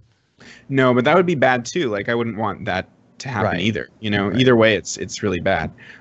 So I think the mode that worked better for me was range, because this gives you extra control. So you're not just setting an in and out point and the frame rate. You're also setting the start and stop point in your sequence. Right. That's what I always use right there. Yeah. So that's what I should have been using, and I was just lazy and I screwed up. But yeah, so all that's going on is that this texture is loaded into the bump, and that's all of it. It's multiplied down a bit, so it was looking kind of like weird viral, before it was multiplied down. So I think it's at 0.13 strength, so these bumps become way too strong when it's up at 1. So that's the only change that I've really made. And I've got it on triplanar as well, so that because his texture wasn't seamless, it meant that when the drops got close to the edge, they would kind of fade into the next tile. So you wouldn't see those drops disappearing. One weird thing that happened on occasion was like the drops would be like rolling down like up the arm or something in weird orientations, and so some of that, but I got away with it for the most part. You don't usually see that. Yeah. And this hair, by the way, Chelsea helped me art direct the crap out of this hair. I never showed you guys, but there were 10 different hair models that we went through, and that was like the most painstaking process. And like Chelsea helped me like take this one hair that was way here, I'll show you real quick. Lighting hair tests.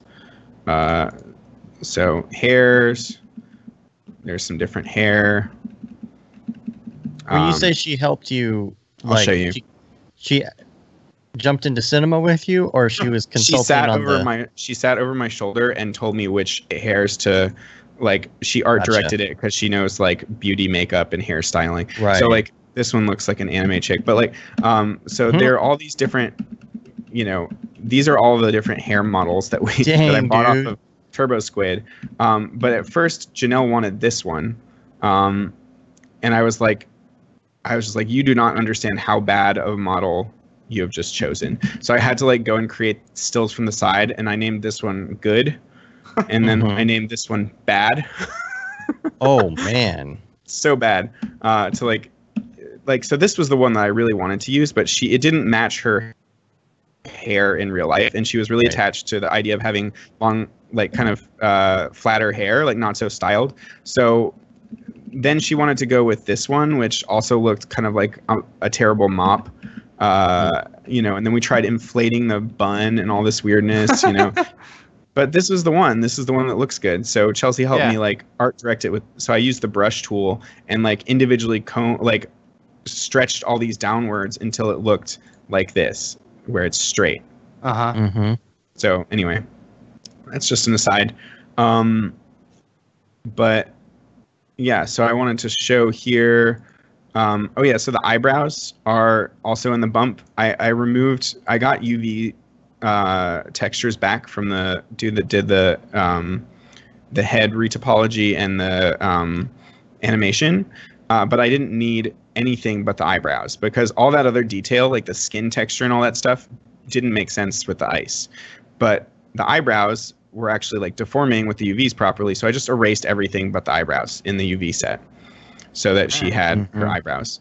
And so that's like multiplied in there with the bump, or with the raindrop into the bump, so that I kept the eyebrows. So yeah. And then here, this just shows you how, so this is props to Grant because he saved my ass on this times a million. So check out this head model before it went through Houdini. Someone asked, girl model from Daz 3D. No, this was this girl was scanned, and then someone did painstaking facial motion capture. So this is actually what the singer looks like, though, the ice version of the singer. But yeah, you can see with those separated eyeballs, and the weird like lip shading error and the teeth coming through, like just how weird and uncanny valley that looked. And it wasn't fixed. Even like the dude who did this even like tried to stitch it back onto the body and got it to where the polygons were perfectly aligned, though he couldn't actually seam them back together, or else it would break all of the facial rig for some reason. So even when he did that, it still had the same shading errors, and I was like, crap, this is like not acceptable. This doesn't look human. You know. So Grant actually took this whole thing into Houdini, like the animated mesh, and essentially remeshed it. And so if I close this out, for like every retopologize the whole thing, it's almost like a fluid sim. If you think of like taking this and, you know, everything that's moving on the surface and wrapping a fluid around it or something like that, or filling it up with a fluid. So that's how I've come to think of it. But so that created a single solid mesh, and that's what you see here on the left. But we had to go through a ton of iterations of just that. So here I'll show you, like, and you know, here's an example where he had gotten really far, but the teeth were still coming through. So then he went and did some magic that I can't explain in Houdini, and now you're just seeing the lip rather than the teeth, you know? And that's just a change in the geometry. It has nothing to do with the shaders at all. And you can see like these were the iterations we went through. So here's an early version, and it's like we've lost the darkness on the lip, and things are overall looking like promising. But you can see how much it was flickering at first, because he was like, you know, there's like it's kind of like on the go creating this topology. So he had to do all of this work to reduce the flicker, and then at this point now it's no longer flickering, though we started getting these weird errors back behind the teeth, and this is where we got it to, though here, even though there's no flickering, there's still that like the creepy teeth showing through. But yeah, so we eventually got it to, you know, a place where it looked really good, you know. So yeah, it's crazy. Like, it doesn't look like much in the video, but it's, if you see behind the scenes the steps we had to go through to get there, it's pretty crazy. Yeah. So I'm going to talk really quick about the arm shatter. Yeah, that's like one of the biggest parts. Yeah, I mean, the floaty shatter thing, let's see if I can go to... You're not using Voronoi fracture, are you? I am for some of it. Are you? Okay. Both. So on... this is super annoying in my way, but on this shot here, sorry, After Effects, get your face out of my face. After Effects. So this shot is Nitroblast, and I like Nitroblast because it lets you go and fracture and then subfracture and choose even smaller and smaller pieces to, you know, explode outwards. Yo, dog, I heard you like fracture. That's awesome. Did someone say that, or you No. just said No, that? I was just saying that. Okay, yeah. So yeah, for 0G type explosions and asteroid crap, I like Nitroblast because it's easier to go in and subfracture and create like really fine particles and get much more density. Yeah. So these two are Nitroblast, and this one too, until it hits the floor. The one that hits the floor is Voronoi Fracture, because Voronoi Fracture handles dynamics better because it has like glue constraints and like progressive fracturing, to where it's like here you can kind of sense it where the fingers hit first, and then it just feels more physical somehow, Yeah. And Voronoi also lets you have like pieces that are displaced and a lot of cool features. I think on the whole Voronoi is better, but there's still like I still like the tactile way that you can fracture with Nitroblast. Did you do like a in the glue? Did you do a fall off in just the place you wanted to shatter? Is that what you're saying with the glue? I can't remember. I may not have used glue. What I would recommend, actually, this is one thing, the one tutorial I forgot to bring up, but Eric, somebody, it's on Cineversity. What's that? Nothing. Voronoi. Eric Cineversity. Eric Cineversity, that's his name. Rick Barrett. Eric Nicholas Smith, fracturing in Cinema 4D. This was actually, this was when we were at last year at SIGGRAPH. He did a really, really good tutorial here on shattering this guy's marble head. Man, we didn't get to talk to him at all. Yeah, we didn't. But yeah, I recommend this for sure if you want to learn Voronoi Fracture. Cool. So, sweet. I'm going to have several of those moments where I'm like, I just watched a tutorial, so you guys go watch this too, because there's no new information here.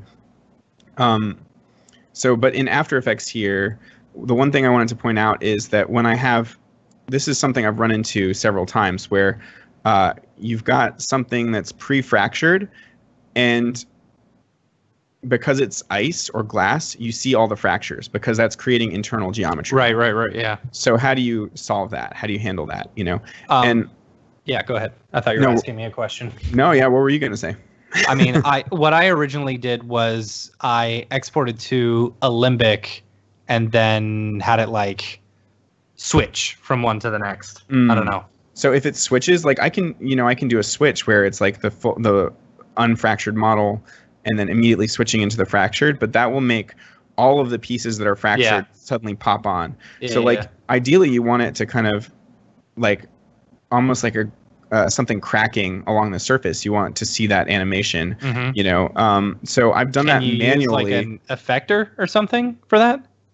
Not to my knowledge. I mean, it could probably be done. I'm sure it's been done by really smart people with like, Houdini knowledge or Espresso. Did you just use a mask? Yeah. Okay. Yeah. That's been my solution, and it works really well. Like, so I just do 2 passes, so if I take these off, you can see the first pass is just this unfractured arm, right? And then the second pass here, if I turn these guys on, actually no, here's without this, it's just dissolving on. So you can kind of see, ignoring the mask. Let me turn this to, or that's not the right. Here we go. So this is with it just dissolving on, and that's less interesting, right? Yeah. Whereas with the mask, I just try to make it look like it's, unfolding. So it just starts there, goes, Yeah. That's my sound effect for it. Very good sound effect. So if I play this back, I can't see around my mic here. There we go. I'll just let this loop. Though we all know After Effects can't actually preview things in real time, so I'll just scrub through it. We're not expecting much from that area at the moment. But here's another good example, actually. This is something I did for League of Legends at one point. Let me quit out of some software so that things will play back smoothly. This is probably what's causing the issue, actually. It's still going. It might have been still going. So yeah, that didn't help. There we go. Okay, so here you can see this is something that I had pre-fractured, you know. So I had one copy that was normal like this, and then the other, you can almost see if I pause it just before. So somewhere around here, this is how it looked. Like this is what it would look like with both the arm and this example. You'd see all the little fractures before it actually gets affected and breaks. So you don't want that. So again, it's just rendering 2 passes and then manually compositing in, like having a mask that kind of unfolds in these like jagged ways to reveal different ice, you know, different cracks. And so that creates this effect. I'll play this back. Whatever works the quickest, you know? Yeah. And I mean, it's not the best, but it sells it that it's like, you know, rippling inwards and then you feel the impact. League of Legends. League of Legends. All right, so next on the list, so here's some melting previs. So in order to communicate with Grant, first off, I did a little frame burn-in Premiere, and that starts on the actual frame that the animation starts for the C4D project file I got, because the C4D project file didn't start at the exact beginning of the song.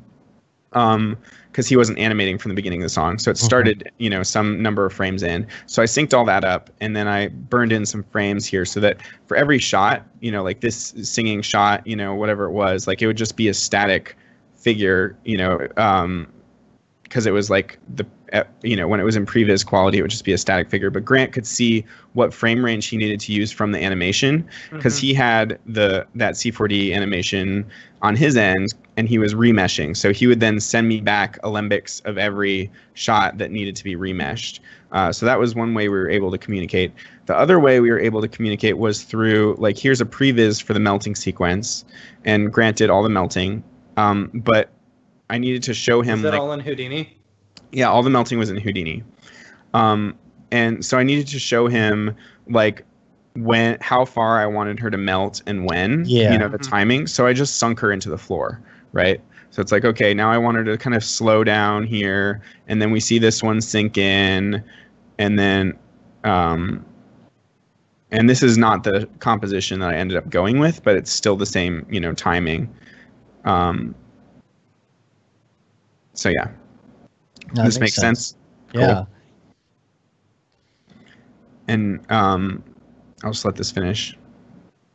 This kind of looked cooler to some degree as a previs thing, almost like Westworld, you know, like the dude at the end, like going into that milk bath. So yeah, that was definitely the hardest sequence in this whole thing, because just like melting in Houdini is pretty hard, and like it was kind of an impossible task because like you want, well, I don't know how to describe this, but like if it's too watery, then the whole simulation gets really jittery, because you want the simulation to like kind of sag and squish down, you know, and if the foundation of that, like what it's sitting on top of, suddenly becomes liquid and just sloshes away, you know, I mean, Pixar could have figured it out, but like, you know, ultimately our melt kind of looked a little plasticky. It didn't look like ice. Like when ice melts, it actually I thought it felt more like a slush. Well, that's good. See, that's what we were aiming for. We were aiming for slushy because that's the best we could do. But yeah, I mean, when ice actually melts, it erodes. It like kind of gets skinnier and skinnier, and that would have been a super unattractive look for someone that's singing, you know, like she just becomes like anorexic looking and like just wastes away. Like that would have been weird as hell. So yeah, this, at first I thought maybe I was going to do the melt. And this was a test in RealFlow standalone. There's actually a script. Good. I guess. I don't know. Like the issue was, there are several issues. It looks blobby. Yeah. This took a long time to sim. This was in RealFlow standalone, and it was using this script that basically erodes it like it's melting, but it wasn't controllable. Like I couldn't control it at all. And also when I did it with a figure, you lose all the detail. Like this is a full 3D scan, and it has tons of detail, and you lose all that detail, you know. And the other thing is, it gets it just starts. It doesn't.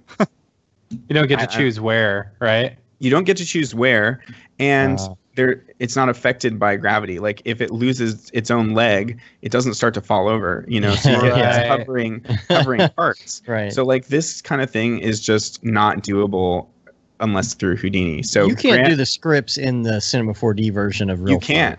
No, that's what I'm saying. Standalone. Yeah. That's the one thing you can't do, which is frustrating. Version 3 will have that. Maybe. So yeah, this was definitely a Grant task, and I'll just show you these because they're kind of funny. You know, like how far we came. Like I think he did totally lost a boob. Yeah, yeah. It's crazy how awkward these things can look. So this one's sloshier, but then it like sags. Cool. It was pretty cool, but then it like sags over in this awkward position, and you can't really control that. I'm like, okay, now I'm gonna be shooting her like in this weird position. This one, and like it got. Look at how this is from the front. Whoa. It looks really Chest-buster or something. Yeah, so this is like gross looking, and we also had the thought to like have like this glowing heart, but we kind of ditched that. So Grant actually has this heart getting revealed, which is kind of melting. Cool. Oh, what a world! Well, like you know, kind of connecting the two hearts or something. We were thinking of having like little glowing lights inside their bodies, like their hearts are connected. But we ended up not going with that. And then, so this one, like this was getting closer. And then we had these like flicker frames where it would just disappear for no damn reason. Weird. Awesome. And also like this just makes her whole pelvis look like get pretty awkward easily. And it was not super controllable, but this is around where we ended up. Though you can see here with the slushier version, the polygons get pretty weird. Like down there, that looks really digital. Do you see what I'm saying? Like where at here, this whole thing. Yeah. You know, looks like some weird triangle that's suddenly popping up. Yeah. Rather than like fluid. So this is where we ended up. Grant rendered this in Arnold. So this was just the first melt, but this took like some, I don't know how many revisions. Like this was version 17 or something like that. Yeah. And then with the fetal position figure, this was easier for sure. But then like his first sim got. Like this one puffed up. Oh, weird. Baby got back. Yeah. But this is where it ended up. This one looks really good. But like you can see how painstaking and like how easily things can go wrong. And you're just like with Sims, you're just beating your head against the wall until it looks right. You know. We'll try something else and wait an hour. And then he managed it's amazing that he managed to figure out how to get her singing and melting at the same time. This is something I never could have done in C4D or Real Flow, you know? And like here, this is weird too. Like she falls over and then ew, she gets all stretchy necked. Whoa. That's hilarious. Yeah. Oh, okay, Stretch Armstrong. And so this was the full kind of timing that Grant sent to me. So I don't know if you guys can hear this. No, is that audio coming through? No. No. Okay, it doesn't. I don't know. It might be going to the live stream. I've never used this Discord thing before, so. The point is he's matching my previs with his melting. So I'll start this over so you can see like this is my shot where she's just sinking into the floor, and he's like, okay, this is what's happening. You know, so that when I get his sequences back, his alembic back, I can look at his frames and know which ones to put in there, right? So that she needs to come back in and remain synced. So there was this sync issue the whole time as well that we had to kind of keep an eye out for. Man. So, and here he's like showing both simulations at once because both characters in the shot. And which parts, you know, he wants me to use. And he would just send me these chunks because if he were to send me the... Did you use that part? That shot? Which one? Sinking in that one right there? Yeah, though I backed the camera way up because for a while, this one was extremely, extremely flickery. And it was just... didn't hold up. Yeah, I think you're right. It does kind of look better close up. Though I'll show it to you in context. This is the... oops.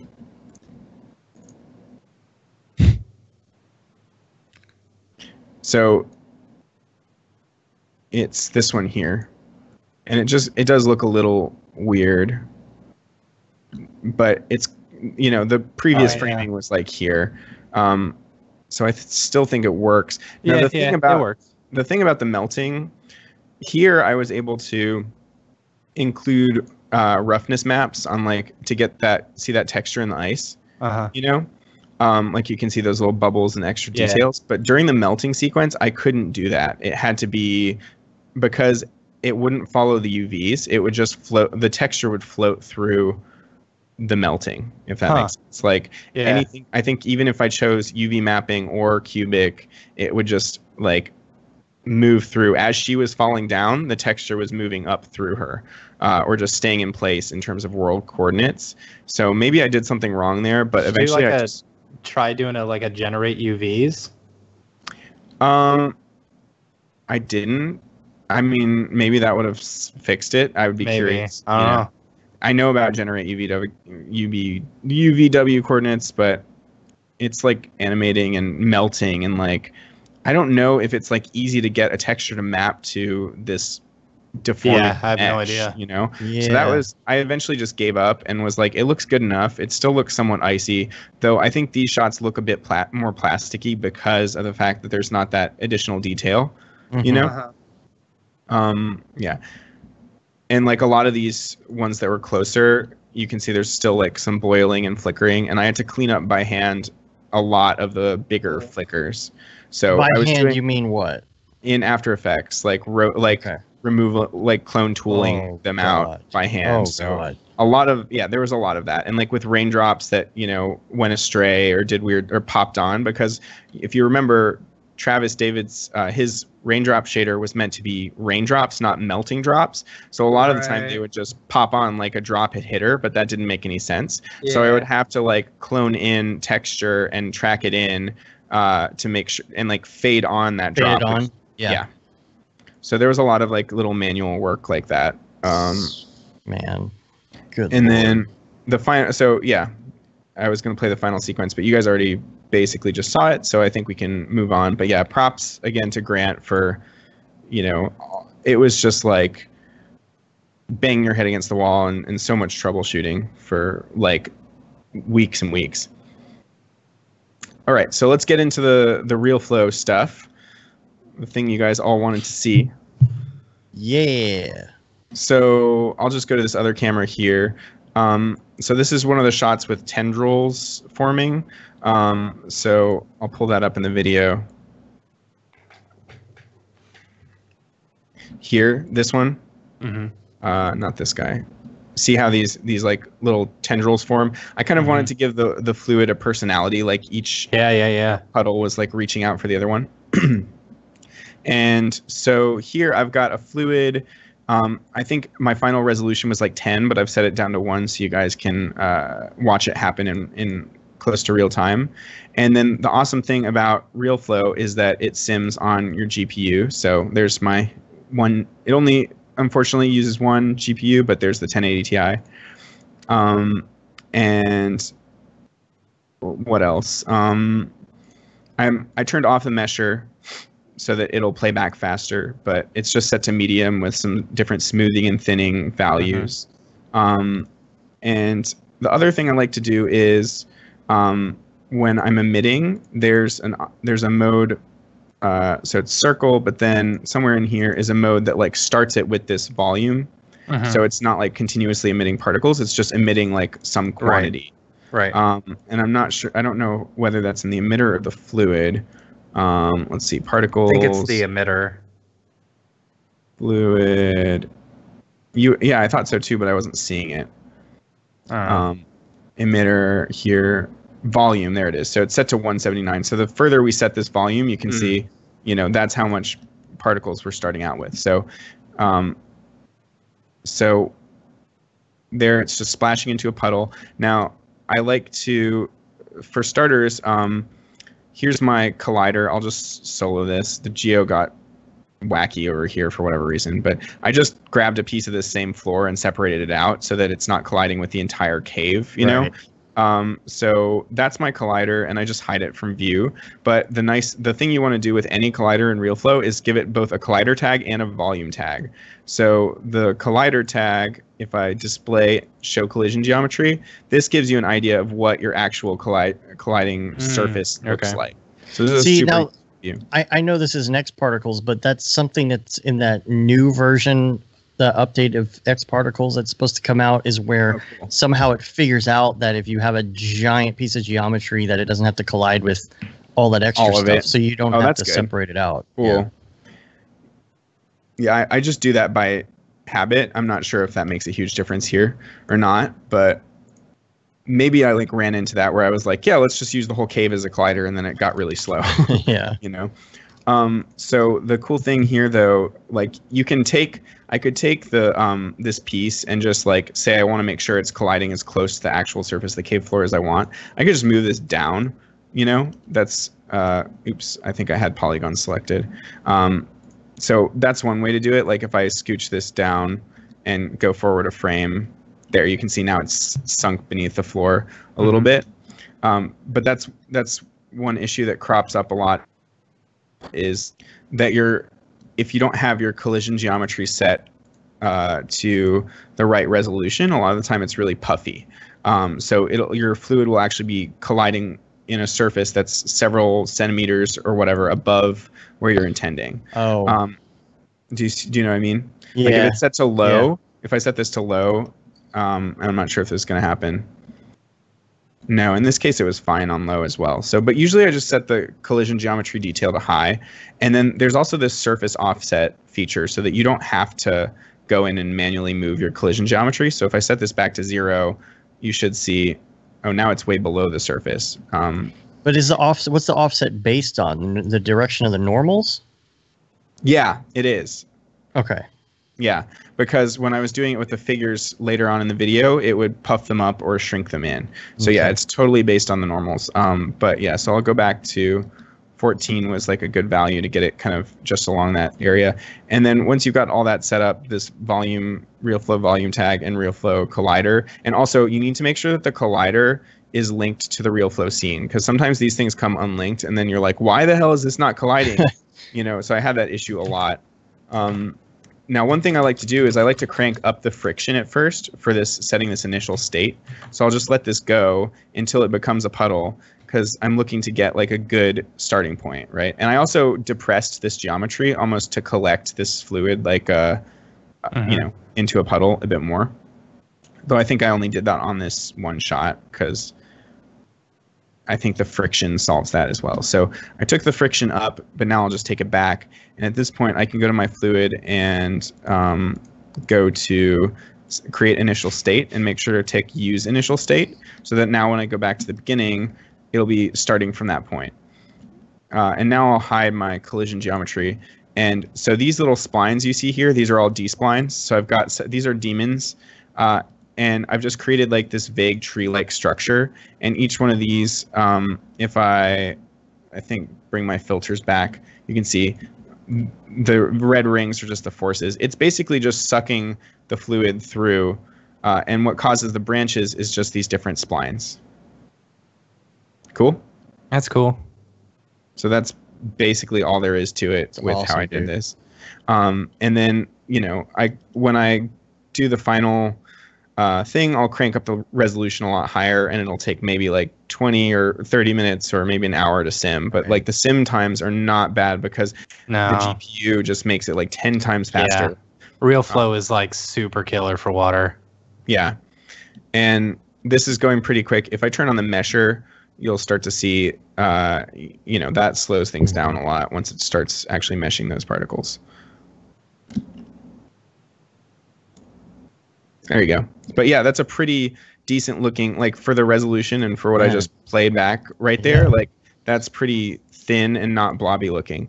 And I think for the final, I cranked this to like 5 or even 10, you know, to get that nicer result.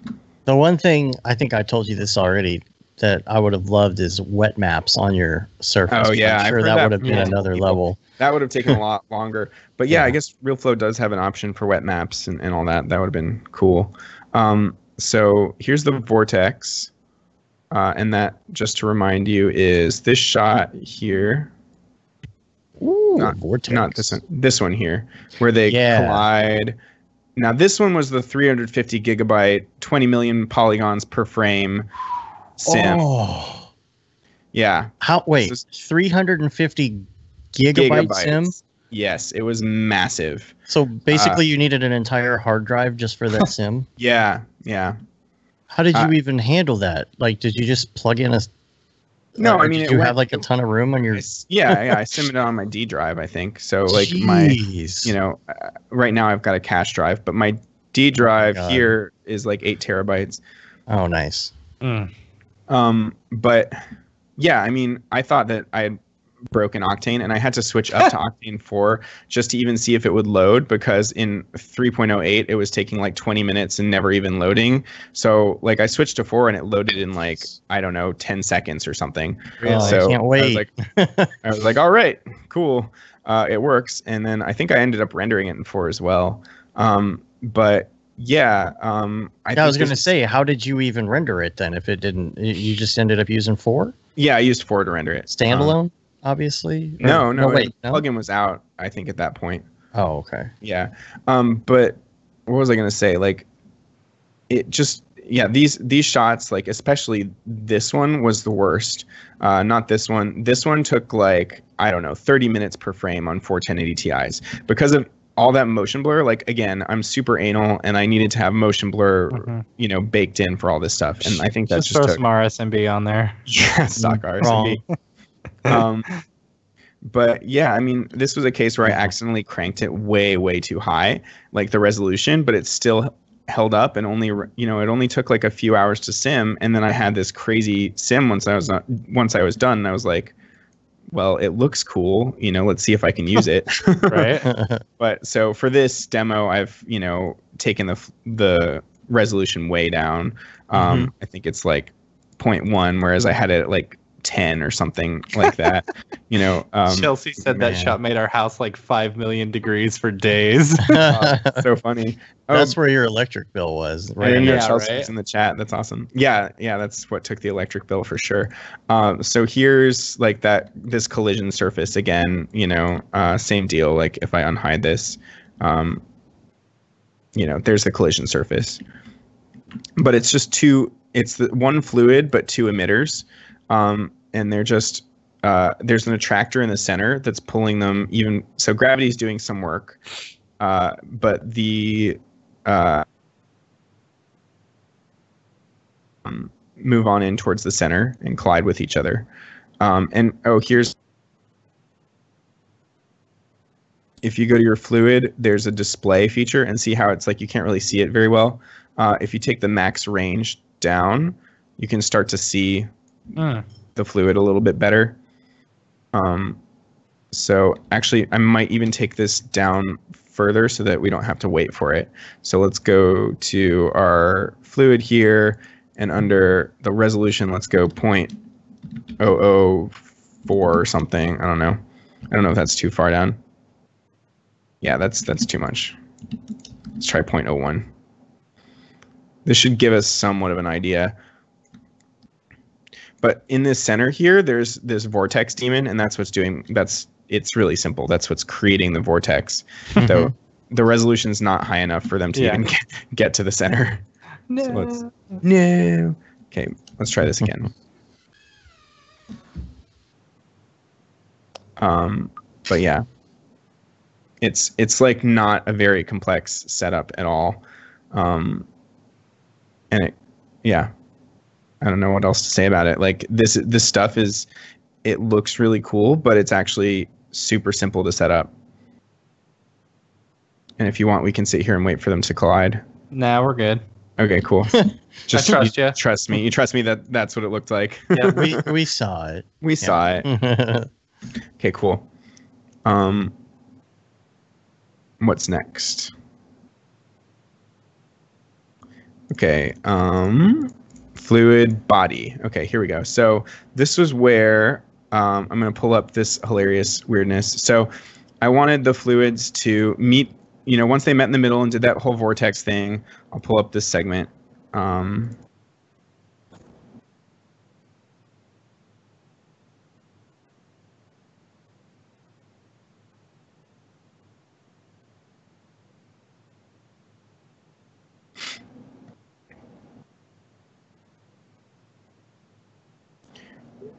they start forming. This is my favorite shot, I think. They start forming these bodies. And so I went to Daz because I didn't know how else to get figures posed like this, especially two female figures, because the singer's a lesbian, and so that was an extra challenge. Like most of the, like, if you like search for couples online, like Turbo Squid couples, you're gonna find a guy and a girl, woman. Right. Yeah. So but Daz came through for me. This is what I found. It's called The Art of Hugging. Oh. Like, anytime anyone mentions Daz, it's just everything is so borderline sexual. Yeah, totally. But the thing that convinced me this was the right pack was this still that showed the actual poses, and it's like, oh, okay, they could be posed like this. Like, this could be sweet, or they could do the Titanic. Nice. So, but this was the one I went for, and Chelsea helped me, like she always does, select the most appropriate one, because this one like kind of evokes that same feeling that the fetal position one did, where she's kind of scrunched up, and the other one's kind of protecting her or something like that. So yeah, that's the one I went for, and it was as simple as like, just once you've got the Genesis 3 figure, you just click, and then they pop into that pose, and you export an FBX, and now I've got my figures. So I'll take the X-ray off of this on these real quick, so you can actually see. So there's my Geo, and actually right now I've got a cloth surface on them, so that's how they actually look. Now, this was another part that was just surprisingly easy. I'm just going to show you. I'll take this back to. I'll put X-ray back on these so you can actually see. I've got these pieces of Geo that are emitting the particles at the feet, right? And I'll just play it back. Actually, look at how fast this goes. Dang. No problem whatsoever. Why? Why though? Like, why is it? Why is What's it so the fast? explanation for it being so fast? Is it because the model is okay? I thought maybe like the model was a good model. Like, what if it was maybe? Yeah, I mean, it's pretty clean. Like, the geometry is really clean. You know, so that might have a lot to do with it. But I mean, it's also not, because I'm just filling this person up. It's not. You don't need that high resolution. Right. And like the thing that's really selling this is this vortex here. So if I turn off these people, vortex is what's causing all this stuff to kind of it swirls around the body and like causes this almost centripetal or centrifugal, I don't remember science anymore, force that causes it to stick to the sides, basically. So it forms more of a sheet, which is really what I was looking for. I wasn't wanting just some standard like body filling up with fluid. That's boring, So yeah, and like I think a lot of this is just like luck. Like, I stumbled onto this, but I'm really happy with how it turned out. Like, it's almost like, to me, it looks like the fluids are like spiraling up and then like come back down almost to form this dress. And I don't even, that was just like a happy accident, Yeah. So yeah, I mean, there's not much to it. Like, when I first did this, I thought that I was going to fill up, like, the reason I was creating cloth surfaces was I thought that I could create 2 sets of colliders and basically make a thin sheet that the fluid could like sit between, so it would never fill up the center, but it wasn't actually necessary. Yeah, so that's cool. Yeah, that's super cool. And I mean, yeah, there's really not much more to say about that. There's no gravity, so that it's easily moving upwards. And there's like, in this one, I guess there's like one attractor there, and I think at some point I had other attractors on, but there's like only one on right now, which is pretty funny. So yeah, I think at one point I had them up, the attractors up at the heads with more force, but it's just the vortex demon and the fact that they're filling up because there's nowhere for the fluid to go. It's pushed upwards. And I don't know why I have the drag on there. Let's see what happens without the drag. I think the drag just slows it down. See how fast it spurts upwards without the drag? Yeah. So that's no good. So the drag just kind of is a way to limit. What's the drag set to? Super low? 0.1. Yeah, not very high. And then the attractor has a force of 500. And the fluid right now is only at a resolution of 1, though I think the final was at like 11. And the vortex here has rotational strength of 1700, central strength of 800. I don't remember what boundary does or these others. I just like messed around with the values until it looked good. I don't know. I just put some numbers in there. I did just put some numbers in there until it looked good. So, and it didn't take long for it to look good. Yeah, so that is basically it for the fluid stuff. Okay, flowers. The main two, like the flowers, honestly, like it was everybody else and their awesome tutorials that helped me do that. So check out Daniel Danielson's tutorial on this growing plant here. So this is the look. Damn, Daniel. Fake name. Damn, Daniel Danielson. Damn, Danielson. Back at it again with the wet fans. Back at it again with the flower things. And then Sakani Solomon. I love this dude. He's going to be at Brograph. Yeah, I'm not going to be there, and I'm so sad. So his flowers just kick my flowers' ass to the moon and back. But he released a breakdown here on Hold Frame, and it's only for $39, and it's like 2 hours worth of him talking about this project and breaking it down like we're doing right now. But he also shares. Dude, you're doing it for free. I'm doing it for free. Yeah, but so I watched this, and that's how I got to where I did with the flowers growing. So there's not much, I'm not going to cover stuff that other people are charging money for. But I'll show you those shots here.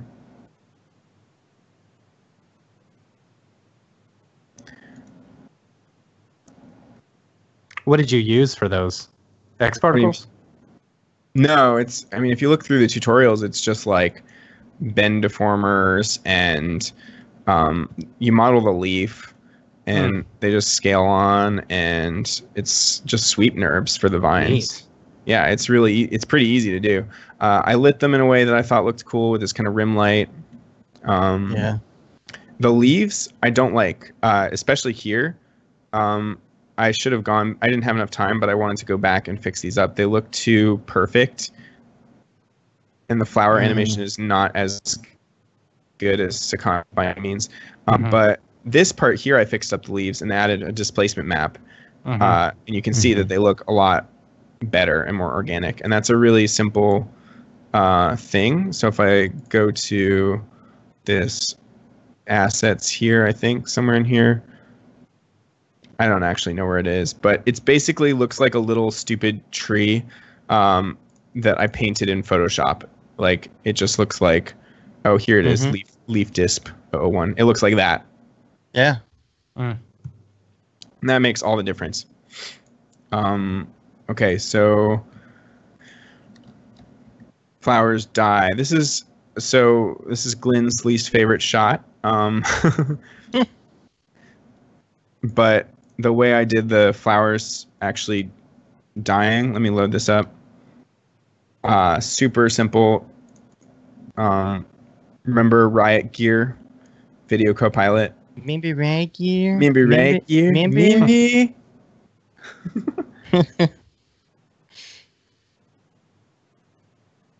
Oh, Billy said, I love the frame the live viewer's been stuck on for like an hour, the one with the creepy eyes. I didn't even notice. All right, so as it's loading, let's see if we can locate this so I can show you guys. So it's just these ink burns, Yeah. It's just a simple black to white transition, but you can use these. Use those all the time. Use them all the time. You can use these to transition between different materials. So here I've got a blend. I've got a blend material set up, and I'll kind of squeeze this over this way so that we can actually see a bit better. So I'm doing the same kind of thing that I covered in my digital nature tutorial, where I'm mixing between a glossy texture and a diffuse with transmission, so that you get that kind of light coming through the leaves, as well as some little glossy highlights here that I'm pointing to. That looks a little bit more like how nature is for reals. So that's what's going on here. And there's a float texture that's blending between those. I guess it's at half right now, so it's blending equally. But in this third texture, if I remove this amount, so this is where that animated ink burn is sitting. If I remove this and put another float texture in there, you'll see that we can slide between this clean version of the flowers, which should pop up here in a second. Let's try this again. Oh, it's just going to be the one on. It's just going to be this flower because they have different textures. But so I'm like, and well, Matt's done 3.08 a little bit, but you know, we've been working on this project for so long that we hadn't moved to 3.08 yet. Can you explain the difference between the blend and the mix? Like, what's the difference between using one or the other? Blend's easier. So blend just gives you, you can enter as many materials as you want. So it's like this uber mix material. Yeah. So this one's like, just, oops, I broke it. So instead of having to do like a mix to a mix to another mix to another exactly. mix. It's all just exists within one material. So it's really, really useful. Perfect. Yeah.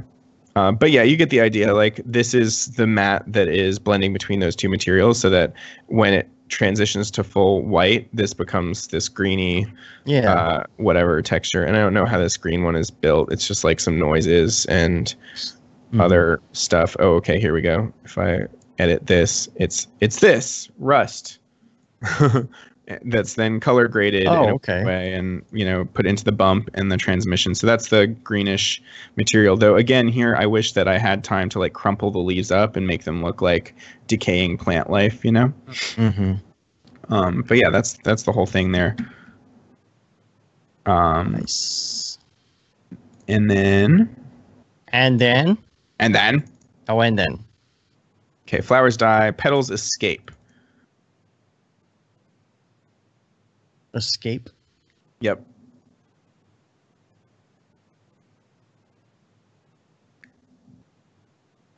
Okay, so I'm going to turn off course. Oh. Had to have a crash in there somewhere. Oh. Need like a running count on the screen. Yeah. I guess we are. That is 2. You're right. We're at 2. First one was my fault. Sorry. That's okay. And now it's doing that thing where you gotta. Oh no, it's not. I thought I was gonna have to go in and like. Where you have to force quit. Force quit. Yeah. Okay, so petals escape. And I'm gonna turn off the display or the filter for. Oh, no, it's not doing it. Earlier we were seeing the deformer, which was really distracting. Okay, so this was where I just added a bit of wind to make it look like there was a gust of wind that was taking the petals. So I'll go to that shot here. Okay, so there's the overtaking, dying flowers right there. And then here, there's a little gust of wind that sends these 2 petals off, as well as like, this animation for this flower dying finishes out here. See, it's not fully complete, and then it like kind of finishes out. So a couple things. There's like a bend deformer on the overall flower. So all of it kind of comes together, and you have to make sure that your petals and leaves and all that stuff are in the right hierarchy so that this is affecting everything. So I'm just keyframing this a little bit to do that kind of thing, just sway a little bit. So that's giving it some overall movement, but then each individual leaf, I put the axis at the, this point here so that when it's rotated, it'll do this kind of motion, Jeez, dude. just on the Y.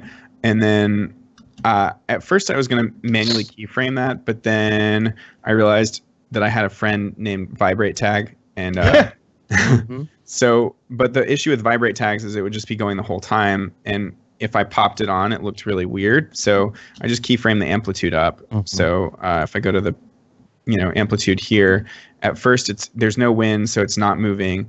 And then it smoothly comes on to where it is moving, and then at some point animates slowly back off. Damn, dude, that looks really good. Cool. Yeah. So I just did that with each leaf, and each individual petal as well, I think. So that all the petals are flapping in the wind a little bit too, which sells it. Did you give them the same? Like, no, did you each change has a any of the different randomness, seed. like a different Of seed? course. Okay. Yeah. Each one has a different seed. I wasn't sure. Like at first, I was going to ask that, but I was like, wait, if you had the same seed, maybe they would move together, right?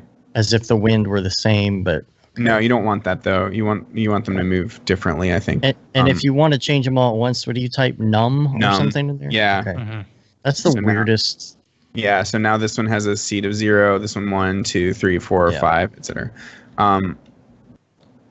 So yeah, the different flower petals. I think these are all the different flower petals, so they each have their own vibrate tag. So yeah, I did that made sure that the axis was positioned right on each of the flower petals and each of the leaves in their stems. And then for these hero petals that escaped the death and decay, I think I manually did this. So let me find this petal here. So you can see this one I just manually keyframed the wind. So same kind of deal, but and then on this object up here, this one I think is controlling. Okay, this is the rotation. So if I move these, this is the overall rotation that comes in after they fly off, so that they're just kind of continuously rotating. And then this null up here is the one I think that's controlling position. So you can see I've just got kind of some smooth curves on these. So it's all just hand keyframed, but it was remarkably like forgiving to keyframe these things, and it was surprisingly easy to get them to look like they're being blown in the wind. Yeah. Now let's see. So that's that shot. Petals spiraling. Okay, so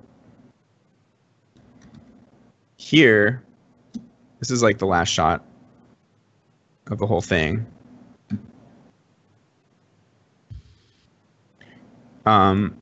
See how as they enter, they're kind of spiraling around each other? Yeah.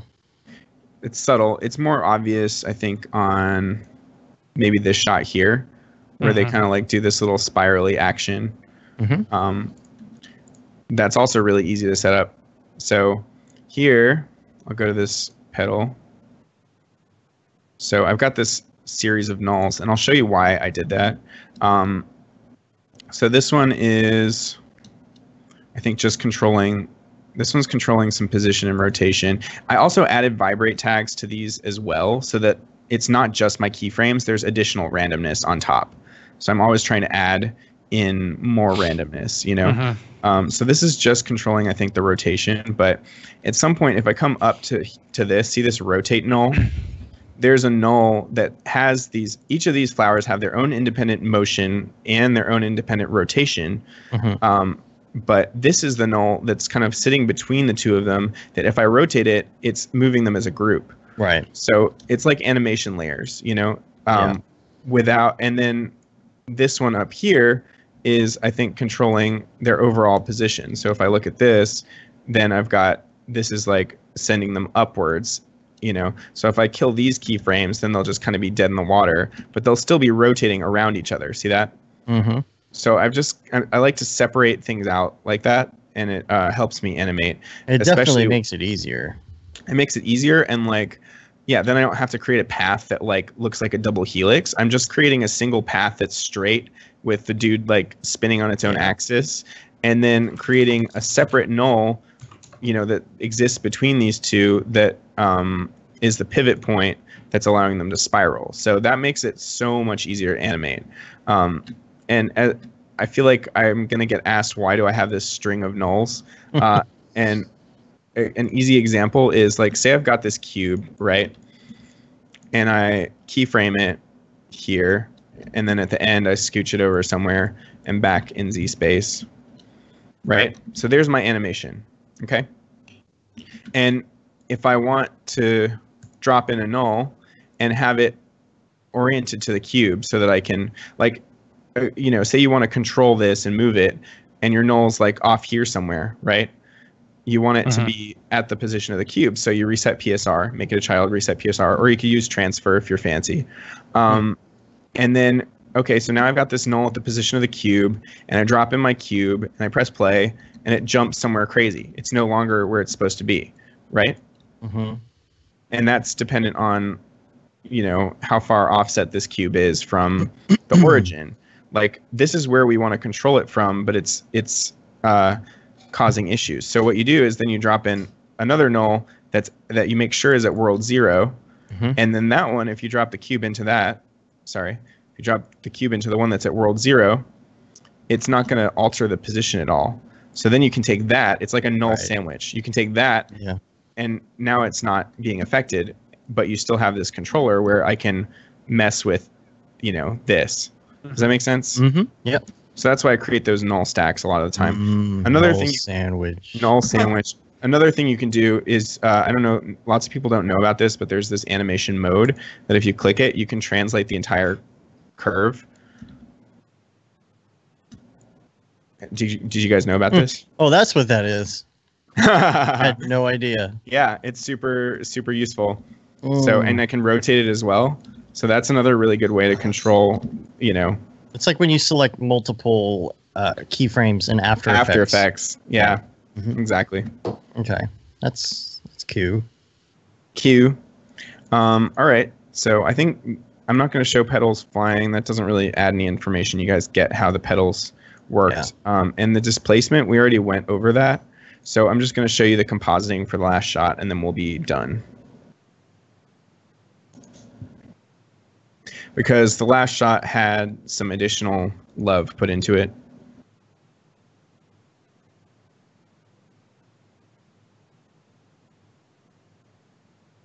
Let's see.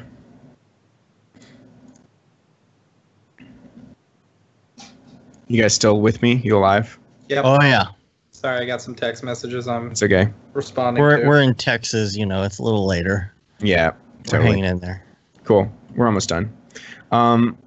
So this is the original on this last shot, and you can see I've added in the snow and the God rays as separate passes. So the original has volumetrics in it because otherwise the light would be too harsh, and I'm getting this nice kind of misty look because of the volumetrics already in there, but the position of the light that looked good was not the position that created those strong God rays that I really liked. So what I did was I created a separate pass, and this was thanks to Ryan Talbot. He gave me this idea to render a separate pass of volumetrics, and I just turned all the materials black, and it rendered super, super quick. Whereas that's this normally was what we do with Redshift. Like, if we're doing something like that, we'll just do a Redshift one because Redshift renders volumetric so fast. Right. Well, you can do this with Octane too, and it renders crazy fast. And then you just screen it on top. Yeah, this rendered in like 10 seconds per frame, whereas this main pass was like 20 minutes per frame. So massive difference. And here you can see if I just turn this on, like, even though this looks like it's going to be really strong, it's not contributing that much, and it's kind of blowing this out. But so I ended up putting like this weird inverted curve on it that did this, not this, here. See what this is doing? This is like basically bringing all this down, but beefing all this up. So that got me a much nicer look. So, but without it, looks like that. With it, looks like this. So I'm kind of preserving the highlights up here, but maintaining these God rays. And then I've got even another pass right here that's just adding the same one on top. Like I could duplicate this as much as I want to beef up, those rays if I want, Interesting. Yeah, that's not a curve you would generally see. No, it's not. I just like messed around with it until I could see the outside that hole again, Yeah. So yeah, that's generally what was going on there. And then I found that having the snow in the shot, even with specular materials or diffuse white materials, it was looking really dark, like black, almost, and not looking like snow for whatever reason. I guess it was competing with all these ice shaders that are already really bright and translucent. So it wasn't, coming up unless I used like a black body emission, and then it was just weird. So I just rendered it actually with a black body emission, maybe like the opacity was taken down as well, so that you could see through individual particles to others. So that's the snow by itself, and then it's just screened on top. And I think without this curve, it was overly like blue and like too bright. So that helped it come down a bit. Yeah, so just composited that in as well. Very similar to how I did the God rays. And then I think the last thing to mention, this is kind of interesting. If I jump into this, you keep using that word, last. Do I? Do I keep saying like this is the last? I promise. Yeah. It's just funny. Because I feel like I'm pressed for time or something. But yeah, I'm like, I promise, guys, this is the last thing. So I was getting this weird error. And I didn't notice this until the shot was like a third of the way rendered. And this was like the last shot I had to render, and it was only going to finish under the deadline. So I didn't have time to re-render it. But do you see this issue in the right where it looks like all these weird Fong tag bullshit going on? Yeah. But it's only appearing over there. And I found out that this was due to, and excuse that beeping is my battery backup freaking out. So this is due to, there's several modes in displacement, and there's one called smooth normals now. And the smooth normals is actually what fixed it. So if you go to displacement on any material, add displacement, then you get follow geometric normal and follow smooth normal. So I had it on follow geometric, but smooth was what fixed that. Cool. So, but the way I re-rendered it without sacrificing all the time was I used a render region to render it. Yeah. Which a lot of people don't think of doing. Like you can actually just in Octane go to, so in your Octane renderer here, there's this enable render region, and it can pull the last render region you used from the live viewer. So say you select, say you're rendering and you select a box and it's rendering, and then you say get last render region, and then it uses that. And then, so then you're just rendering a box. Now the interesting thing is that it still said it was going to take 20 minutes per frame, but then it would finish in like 1 or 2 minutes. It doesn't calculate it right. Right. But so that fixed that issue, and then I just patched it in. Did you have any problem with the camera post doing a render region? Because I've had that issue. In this case, no, because I don't think the bloom was crazy high. And also, I've just got that feather on it, and the camera's not moving too much. So I don't know. It seemed okay. Like it seems like it matches in this case. Like that's the before and after, and it's not really doesn't seem like it's causing issues. If I take down the feather, we might notice something. Let's see. So I'll take down the feather all the way to 0. Nope. This one lines up pretty well. I mean, see, there's the seam, but you have to get like way in there to see it. So yeah, I don't know. I don't know what issue you were having, man. It just, I don't know. It didn't come back together well. It was just, I think I had a lot of bloom going on in that particular shot, and it just, I just ended up re-rendering the whole thing, which sucks because it was a 48-hour render, but Jesus, it sucks. Yeah. So the displacement on this, that texture I was talking about from my space music video, I love how it gets stretched here and like looks like all these kind of striations in the ice. Like I like that this has a really different look, and like some of this detail here is really cool too. And that's just the only difference is displacement in this, but it makes it take so much longer. Though the very last shot, I didn't have time to do displacement, but just putting it in the bump channel got close enough to keep that similar look. Mm-hmm. So if I go back here and that's the wrong thing. Now I'm getting tired. Me too. So yeah, here it's actual displacement, and then here this is bump. And if you stare at this really hard, you can see there's some issues with, I think, the normals as well on this column. But yeah, but the bump gets you, I think, close enough that it still feels like the same universe, plus the lighting and the God rays and all that. Cool. I think that's all I've got. Man. So well done, that sir. was a great Thanks. run through. You ready to go live or? Yeah. Man, I don't know how you figured all that out in such a short amount of time. That's your brain has to be fried. It's pretty fried. Yeah, I've been doing jack shit for the past 3 weeks. There's that cool down period, and it's like the more fried you are, the more recovery time you need. It's like you finish something like that, and your brain literally stops working. Yep. Mm-hmm. And you're like, I can't even think straight anymore. Mm-hmm. Yeah. Plus, anytime the clients contacted me, I would basically have an anxiety attack. Shh. Oh You man. won't Well, watch this. man, we appreciate you coming on and doing I love such that a I'm large frozen breakdown. on your Skype. You are. I am, but I'm not frozen on Dave's Skype. So like I'm literally just looking at the screen like a creep right now. Oh, that's funny. Getting weird. It's getting weird. Well, man, we really appreciate the crazy amount of prep you just put into that breakdown. Because Sweet. Yeah, seriously, man. Yeah, we hopefully See, we do now more we of gotta these. take this on the road.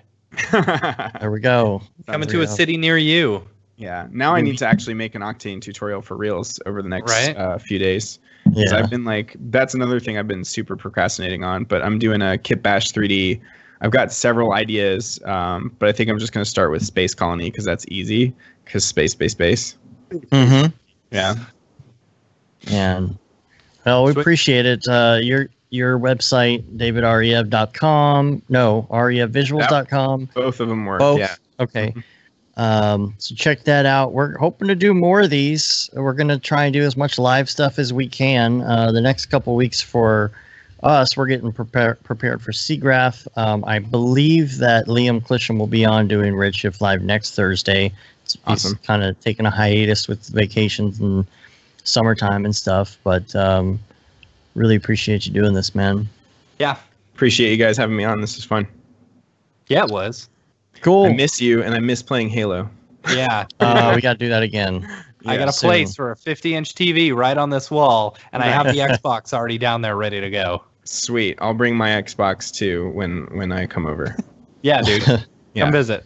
All right. Sounds good. All right. Well, we're going to get out of here, man. Get a little bit of rest. We'll see you probably. You're coming to half res, not Seagraph, but you will be at half res, right? I'll be at half res. Yeah. All right. Cool. So if anyone's coming out to half res, come chill with us and, come find us. We'll be around. Oh, yeah. And so I guess that wraps it up. Check us out on Twitter, Instagram, Facebook, all the places, all the stuff and things. We're all over there. If you are new to the channel and you've just checked us out for the first time tonight, we got a lot of stuff going on in different areas. We do these breakdowns, we do live streams, we do the podcasts, obviously is our biggest thing. So check out the podcast if you like this. And David's on the podcast 50% of the time or something like that. Yeah.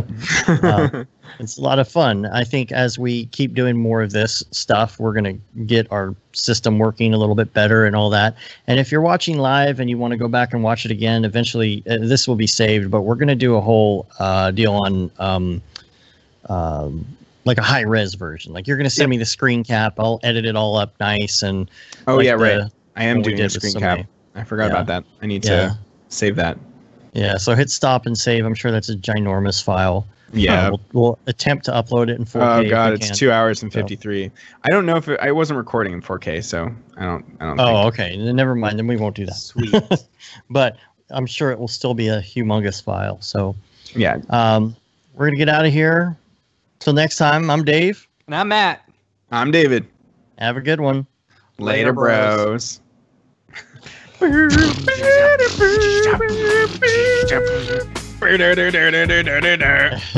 right, we're still live. Let me turn I just off got a all new the emoji, Dave. things. I know how much you love it when I get a new emoji. I don't know what that means. Emoji Blitz. I don't know. One day you'll download it. Yeah.